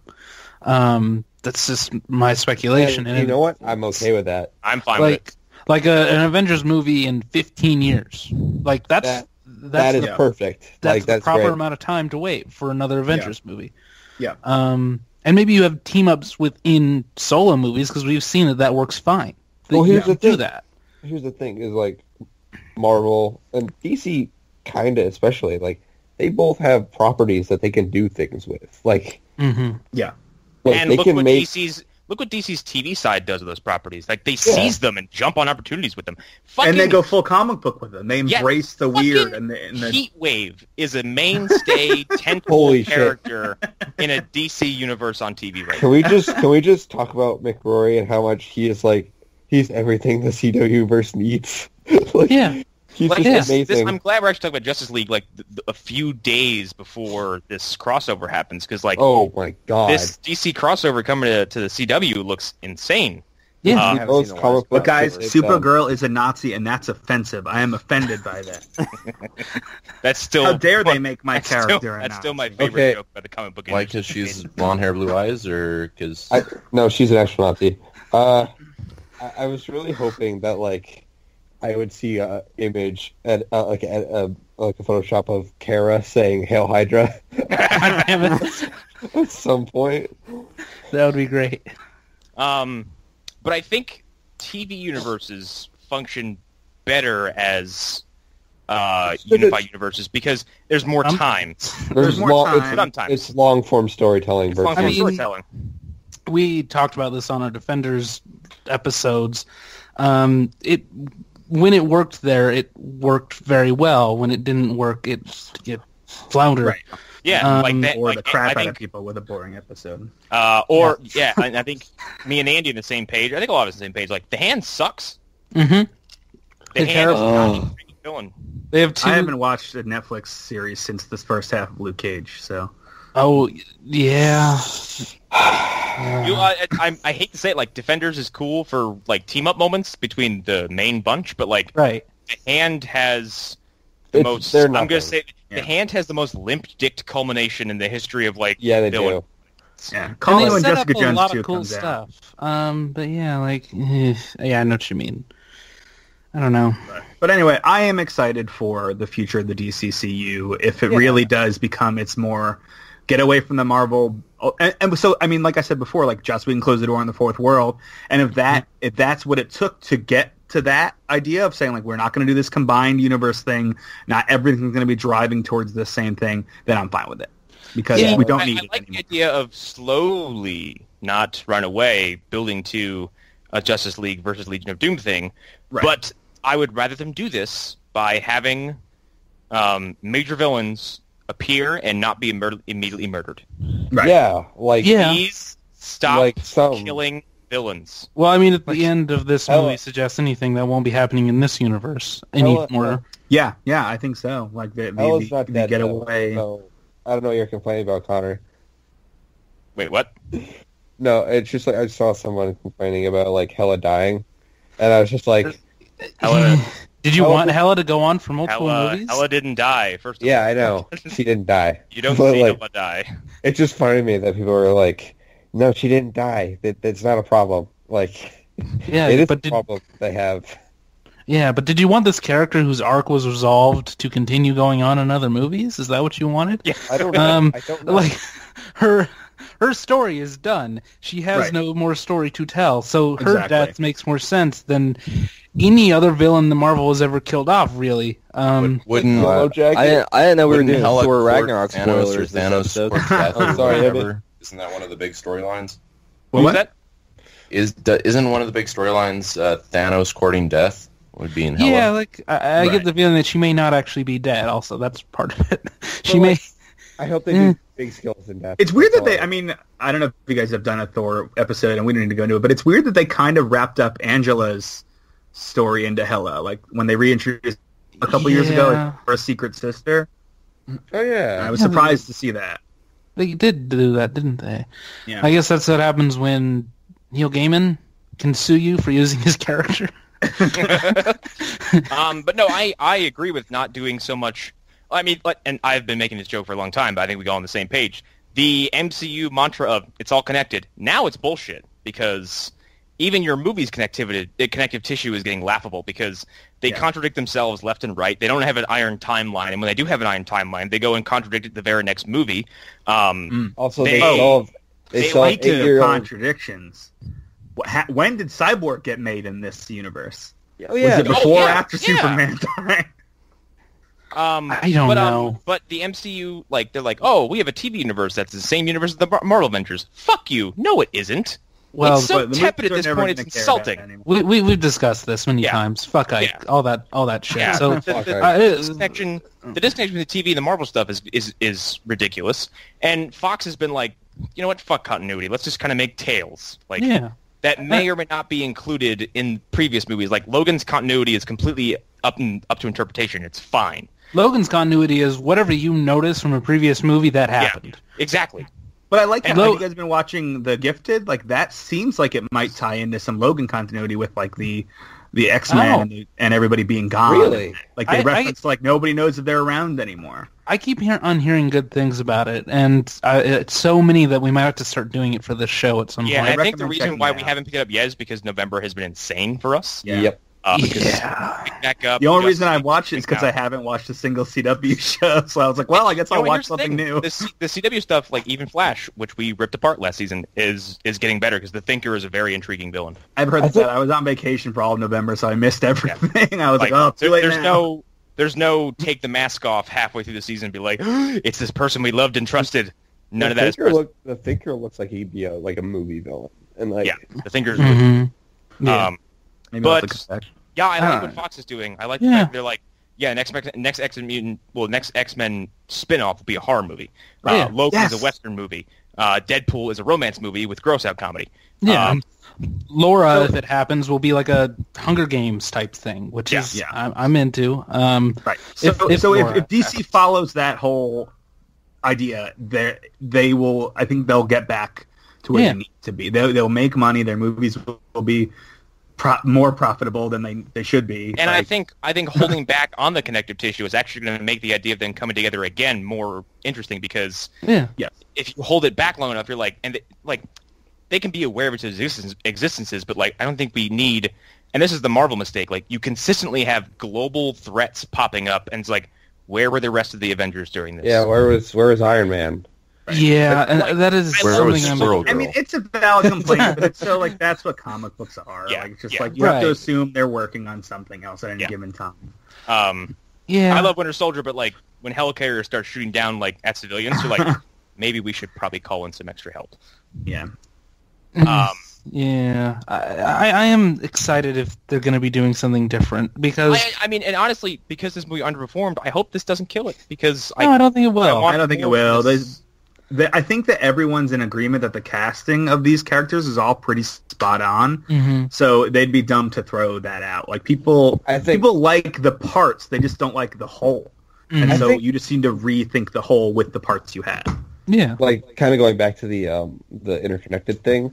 I think that's a great idea because it feels like half their problem is that they're trying to force it. Like, right, it feels like catch up. Isn't one of the reasons why Whedon backed out of the Marvel stuff because I guess he was constantly being approached like, make sure this gets in, and he's like, he was forced to shoot that scene with Thor getting into the pool or whatever, and he got real pissed that was in the movie.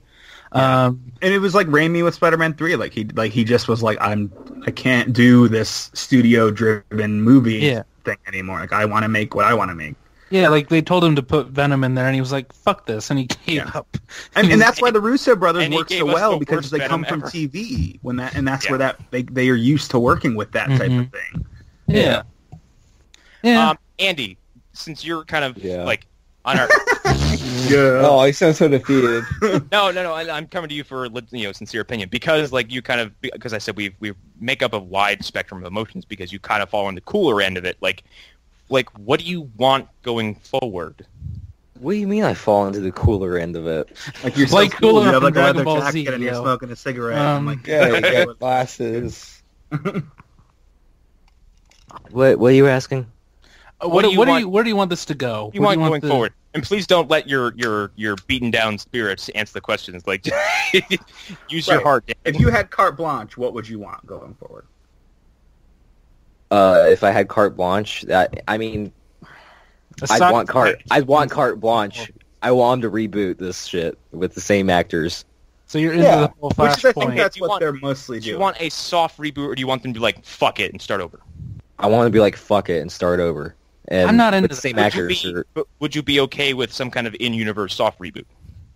I want them to full on shit. I know that's what it's way better than It's actually doing something. Like it's way better than acting like, Batman and Superman were best fucking friends in the last movie. But they don't act like that. I don't think this movie does. I think they just gloss over it, though. They ignore it as best as they can in order to not remind people of that movie. It's just like the fact they ignored Batman's nightmare sequence. I thought you brought me back just because you liked me. I don't not. Wow. I do not like it. That's not a best friend thing. That's a cheeky little. I don't know. It worked. Yeah, I get what he's saying. It's Whedon's voice. It's Whedon's voice. I didn't really like that part because it was it's such a Batman thing to say, where he's just like, I don't not like you. It does. Yeah. No. Here's the thing. I get what he's saying. Though. Like, it does feel very unearned, and it doesn't make sense with the last movie. It just doesn't. I have told people, I'm like, hey, if you go see this, it almost works better if you haven't seen Batman vs Superman. Yeah. That's what I was fucking saying. If I haven't seen the last two movies, I would have loved this movie probably. Right. It's almost like the difference between Evil Dead 2 and the version of Evil Dead 2 that you see at the beginning of Army of Darkness. Those are two very different movies. I'm getting real deep here. It's actually almost like it's kind of like watching Evil Dead 1 and then Evil Dead 2, because Evil Dead 2, the first 10 minutes are an abridged version of the 90-minute Evil Dead film. Right. Well, that's what they do in Army of Darkness too. They retcon everything. And they completely retcon everything, and everything is different tonally, and everybody's relationship to each other is different. The only thing that's unchanging is Ash. Ash is the same throughout all of it. But you don't question it because Evil Dead is ridiculous, so kind of favor. But the problem is this is a cinematic universe, so that's where the threads start to tear apart a little bit. You're like, come on, like. I understand that hang up on it. Well, here's the thing, and this is where the Martha thing comes in. It doesn't make sense when you have someone who, even besides all the emotional stuff, earlier in the movie, he had the most clinical and cold reasons for hating Superman. Right. The most, mechanical, no, this guy is terrible, I do not believe that he is pure or good, and I cannot believe that he will not turn on us. So at the end, when the Martha thing happens, the way it's presented on screen, it doesn't work with what has been established in the character so far in the theatrical cut. I've said many times the extended cut does a much better job of explaining it and explaining how that worked on him emotionally. It just which is such an interesting discussion in itself when you have to talk about cuts, because it's like, well, should we talk about the one that the studio made us watch, or should we talk about the one that the director who put this movie in motion wanted to put out? So it is interesting to that discussion overall. But So I don't know. I like the idea of Superman seeing the worst in or Batman seeing the worst in everyone being changed to seeing the best in everyone via Superman's sacrifice and actions. Well, and Batman seeing the worst in everyone is not that far from the truth, because he's like, it's like, I have cool teammates. Let's come up with ways to kill them just in case. And I can buy that. That's the thing.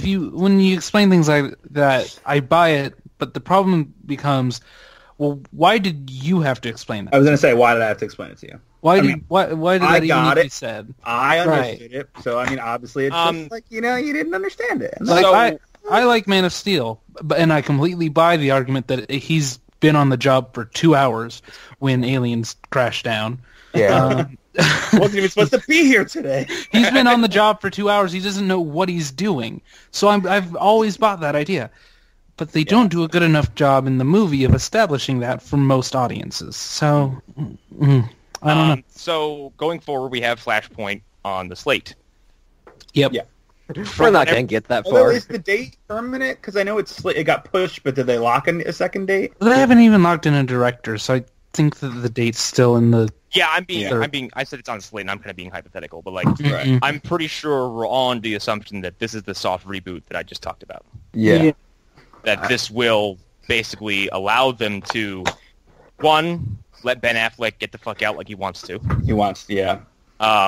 Two, kind of have their way. It's almost like a Days of Futures Past thing where they can kind of pick and choose what they want to make uncanon and what they want to make canon and what they want to make to change the status quo to how they would like it to go. Yeah. So I mean, first of all, I love the Flashpoint story, so I'm okay with it regardless. I'd be very on board with it because I think the animated Flashpoint does a really poor job. They condense it into an hour and 20 maybe, and it's not good. Well, and then the CW one isn't even a thing. It's just like, hey, we're doing Flashpoint. Kidding. The Flash is one of my favorite TV shows, and their Flashpoint episode is offensive to me. Yeah, we talked about it. Outside of the Eobard Thawne sequences, which are easily the best parts of the episode, because Thawne is making all the fucking sense in the world. Yeah. And he's laughing at Barry because Barry's being super stupid. The Flashpoint movie, the animated one, I like it, but yeah, it is super condensed. I'm excited for Flashpoint. I think that Cyborg has a lot of potential. A lot of people say that they're going to do a two-hander with him and Flash, but after seeing the movie twice, I'd be okay with that. But I think that he could carry his own movie. Like I think that the biggest problem is he doesn't have a good villain. Dude, he's RoboCop. Like, yeah. And if you want to go that direction, like he's a guy who lives Your move, creep. I think he shoots somebody's dick off. I think more than anything, if they do that after the Nightwing movie, then they should make him and Nightwing buddies and kind of tie them. I mean, maybe you should just make Teen Titans instead of doing a Cyborg and a Nightwing movie. Maybe you should do that. Which I'd be alright with that too. I'm saying just maybe make good movies. That's the thing. Maybe just say there are 5 movies we want to make, and we're going to make sure that they're all good, instead of planning on 20 movies and not making any of them. Which, like I said, I think if they do the Fox method, that's their plan. Let's hope this through. And the only one so far of this plan set that I vehemently disagree with is the Joker and Harley movie, because I think society has now moved on from the idea of Harley and Joker as a romantic couple, and it seems like there's some people who are involved. So many people fucking love that couple, and it sickens me. And they're like, so much. I idolize them. I'm like, you idolize a manipulative, psychotic, violent man who completely manipulates this woman? Like, you should all take Connor's example. And find your nearest Six Flags and go there and see so many people wearing Joker and Harley Quinn things. I know that exists. As someone who works there, yes. Yes. But I hope it doesn't happen. I don't know. I feel like that movie's going to fall apart at some point. But I don't know. I don't know what's going to happen. I think it will be condensed into Gotham City Sirens. Maybe. It seems like Margot Robbie has a lot of pull if you go by the news stories, because you can't assume that Joker and Harley movie would still be happening if she wasn't all for it. Why wouldn't she have a lot of pull? Harley Quinn is a popular character. Her and Will Smith probably have a lot of say in what's going to go on in the next. And that movie's ultimately made more money than what Justice League will make. Okay, here's the thing. I liked Suicide Squad a lot, despite acknowledging that it is it's a hot mess. It's a fucking mess. If you watch it, if you cut Suicide Squad up into 10-minute pieces and watched it like it was that Star Wars animated 7-minute TV show, it'd be a super entertaining series. Yep, I agree with that. It's at the level of like a web series that they would do in the mid-2000s. And that's funny because Allan Hunter just got done talking about Mortal Kombat Legacy on last week's Video Game Hour episodes, and that shit was great. Yeah, it's similar to that. Split Suicide Squad up like that, it would work really well. But I think that tying into what I was saying, I totally forgot about Suicide Squad. I think we're going to see a Suicide Squad universe, and then we're going to see everything else. I really love that Andy has now become like this weird kind of just like old man who wants to get off his porch. It's not even that. It's like It's like he's been like Frank Castleized into this just make good movies. Yeah, you're Gran Torino. The thing is, Warner Brothers Gran used his Torino. family to get to him. God damn it. No Punisher season 1 spoilers. What are you doing? That's Please not till don't. Sunday, Alan. Anyway, That's just from I the don't know. trailer. I'm excited for the future of the whole franchise. I just hope they do well. Looking I forward to guess. it. I don't want this to burst. I don't want this to go anywhere anytime soon. I like DC having their own movie side because competition makes everything healthy. Right. Yes. If you want an example of that, look at the wrestling industry because it's fucking dying. Yeah, made me vomit once. Shout Yeah. out to Super Awesome Showdown. Yeah. I mean, they'll never not... The Gal Gadot will be Wonder Woman until she doesn't want to be. So Yep. whatever comes with that is what we're going to get. So here's the thing. I want to pitch something. I've said this many times before. Put Patty Jenkins in charge of all of it. This is something I've said since Wonder Woman came out. Yes. And just put her in charge of all of it. It doesn't have to be like she's a micromanager, like on For the all set the of each power. movie. See, but here's my... I disagree. I say put no one in charge of all of it. I think that's fair. But if you're really going to stick with this universe, having somebody who understands story first, and if that's really what you want to do, put Yeah. her in charge. Honestly, here's the people. Like Kevin Feige functions because Kevin Feige's like fucking Charlie Day in Always Sunny. Like he's had this fucking plan for God knows how long, and Yeah. he's been an executive producer on like Everything. glaring examples of like how not to do this. Right. He was a producer on Fantastic Four Yeah. and X-Men 3. Oh boy. So- He was an exec producer on I- both of them. He so knew if I were to everything. split that position to 3 people, Patty Jenkins, Jeff Johns, and I would keep Zack Snyder. I don't Now, even- what I don't if even Brian think Michael Bendis, now exclusive contract to DC, Oh, God, steps please into DCCU? No. No, I don't want that at all. I like Bendis, but don't do that. What an interesting response to that.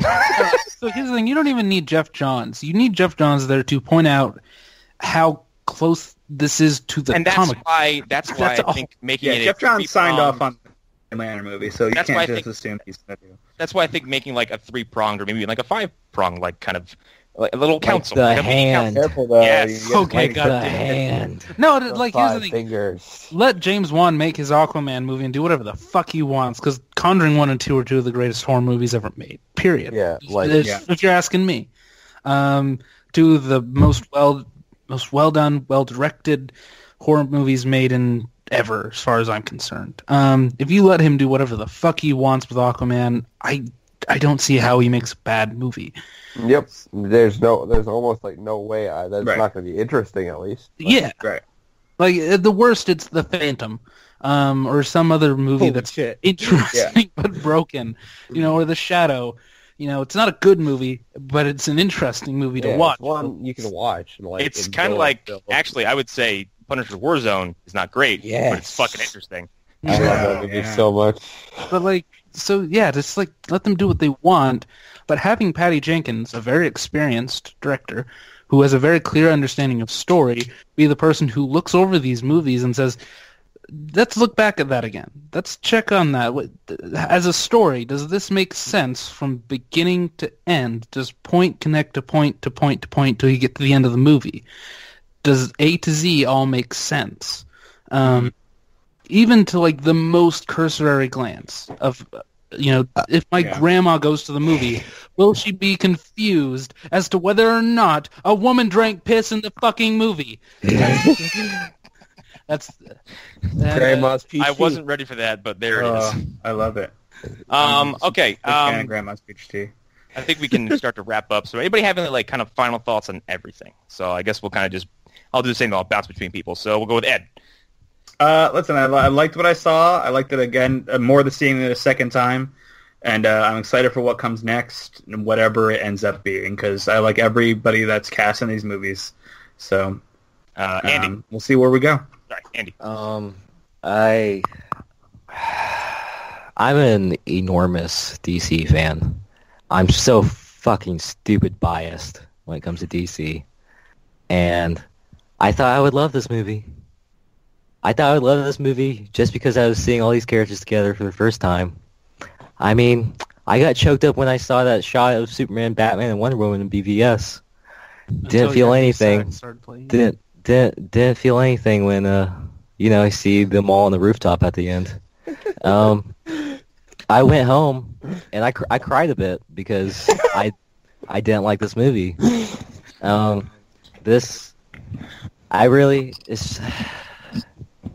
These characters mean so much to me, and it's just everything just feels so disrespected and unearned, and I just don't feel that the heart is there, and I just fucking make a good movie. It's not just fucking make a good movie. What they can make a good movie. Past done before it passed. Why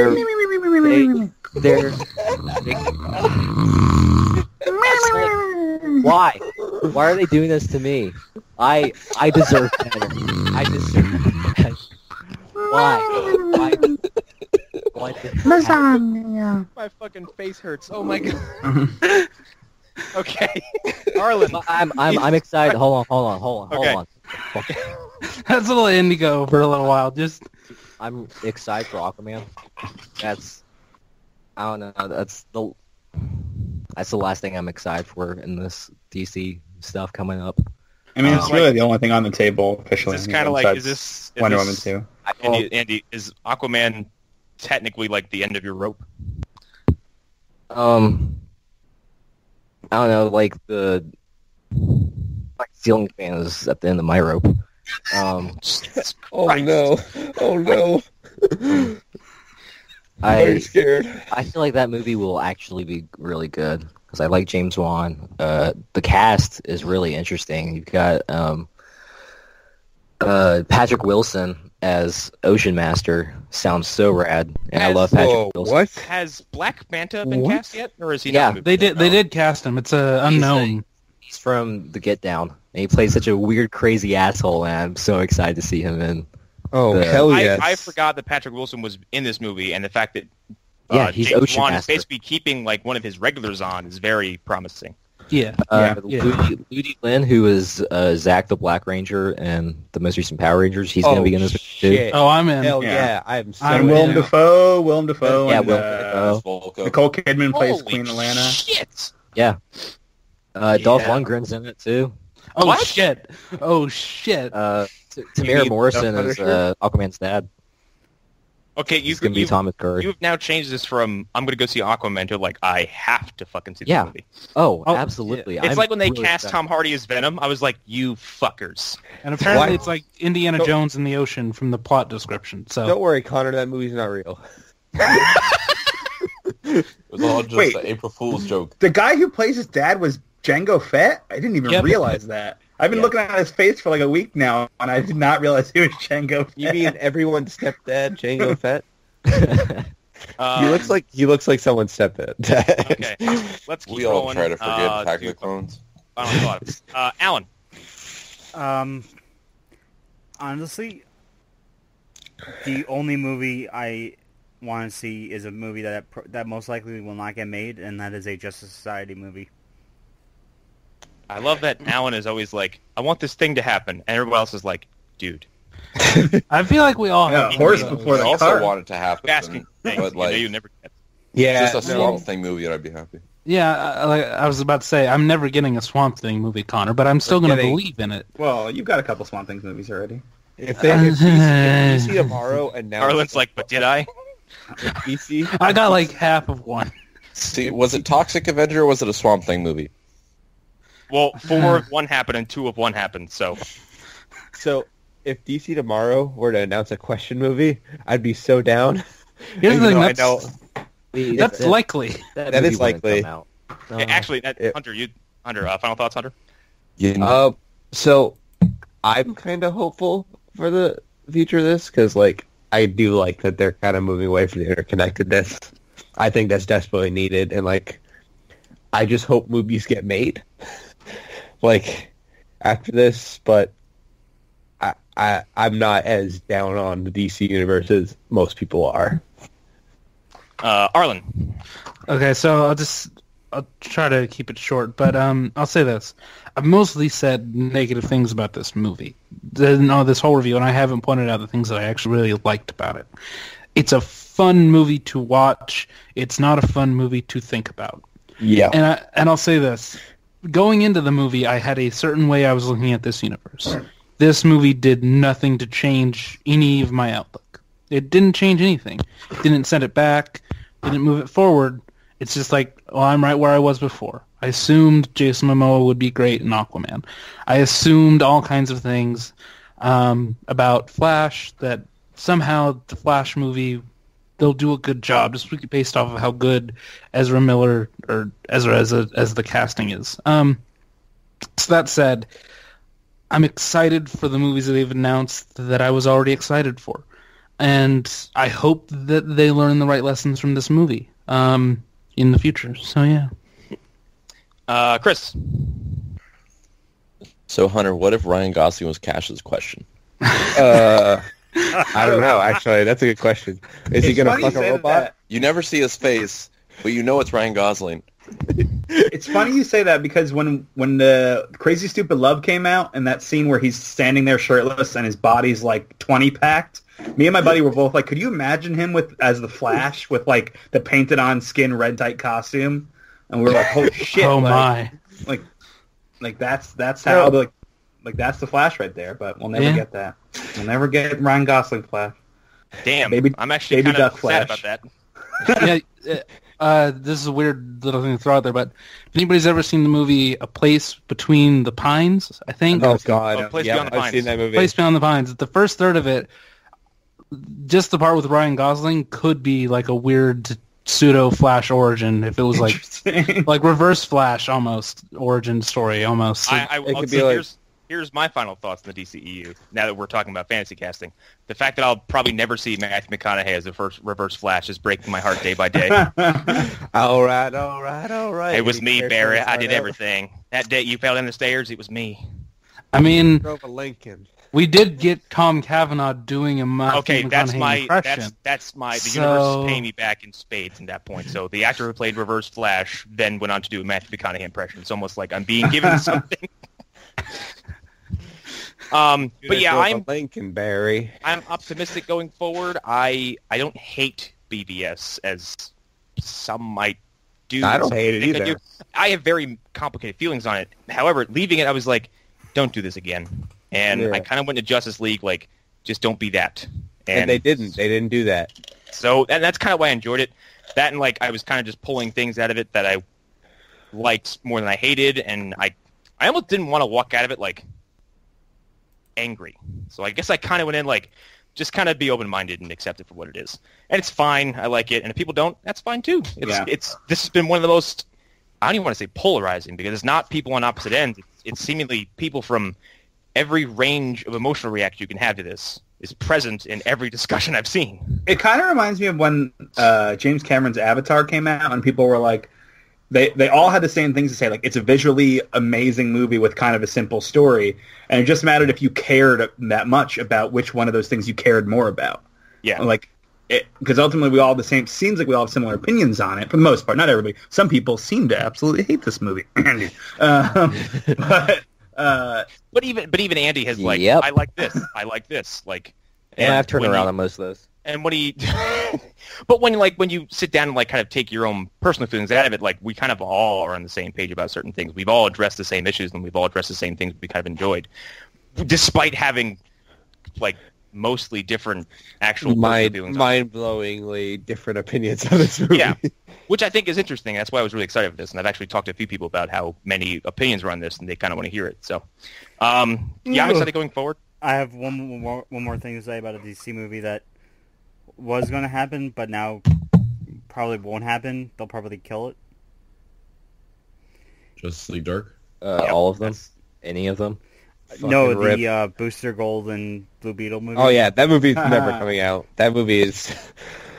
No, because I think Booster Gold's going to be murder the other Legends pretty soon. So No, because Andrew Kreisberg was attached to that movie. Oh yeah. Ooh. Ooh.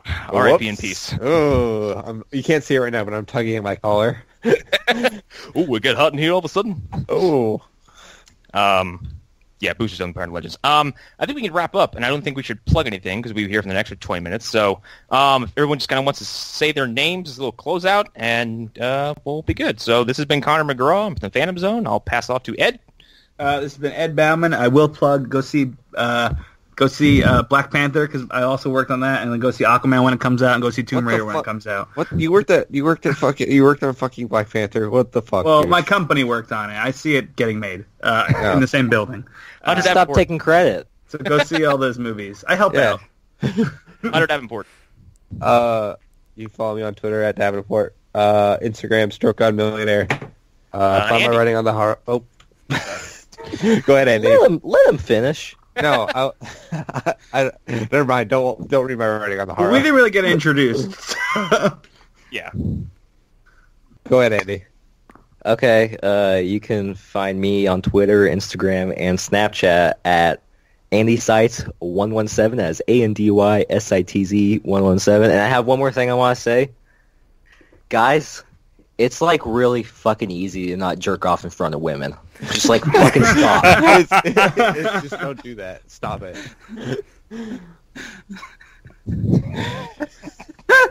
Arlen. Now you go to me now, motherfucker. Okay. Completely arbitrary. Okay. God damn it, Andy. Okay. I'm Arlen Haro, AA Haro on places. SpaceColumbo.tumblr.com. Chris. Ryan Gosling is the question.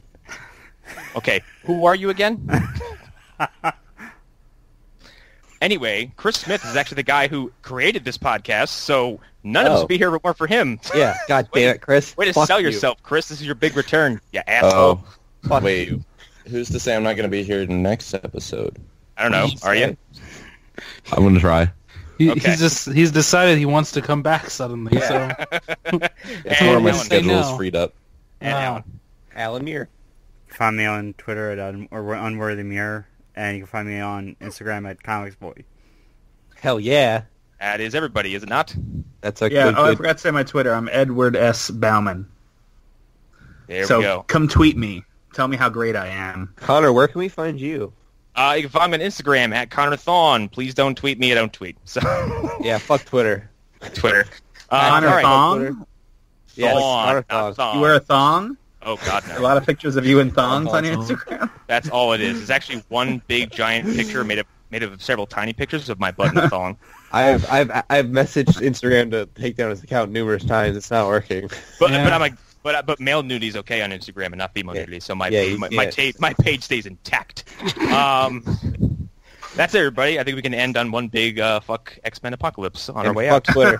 Fuck Twitter. So 1, Excelsior. 2, 3, fuck X-Men Fuck apocalypse. X-Men Apocalypse. Fuck Days of Twitter. Future Past. Bye. Fuck Justice League. Bye. No, Alex G forever. We don't fuck Justice League. Justice League's great. And fuck Alex you, G Andrew forever. Iceberg. Alex G did nothing wrong.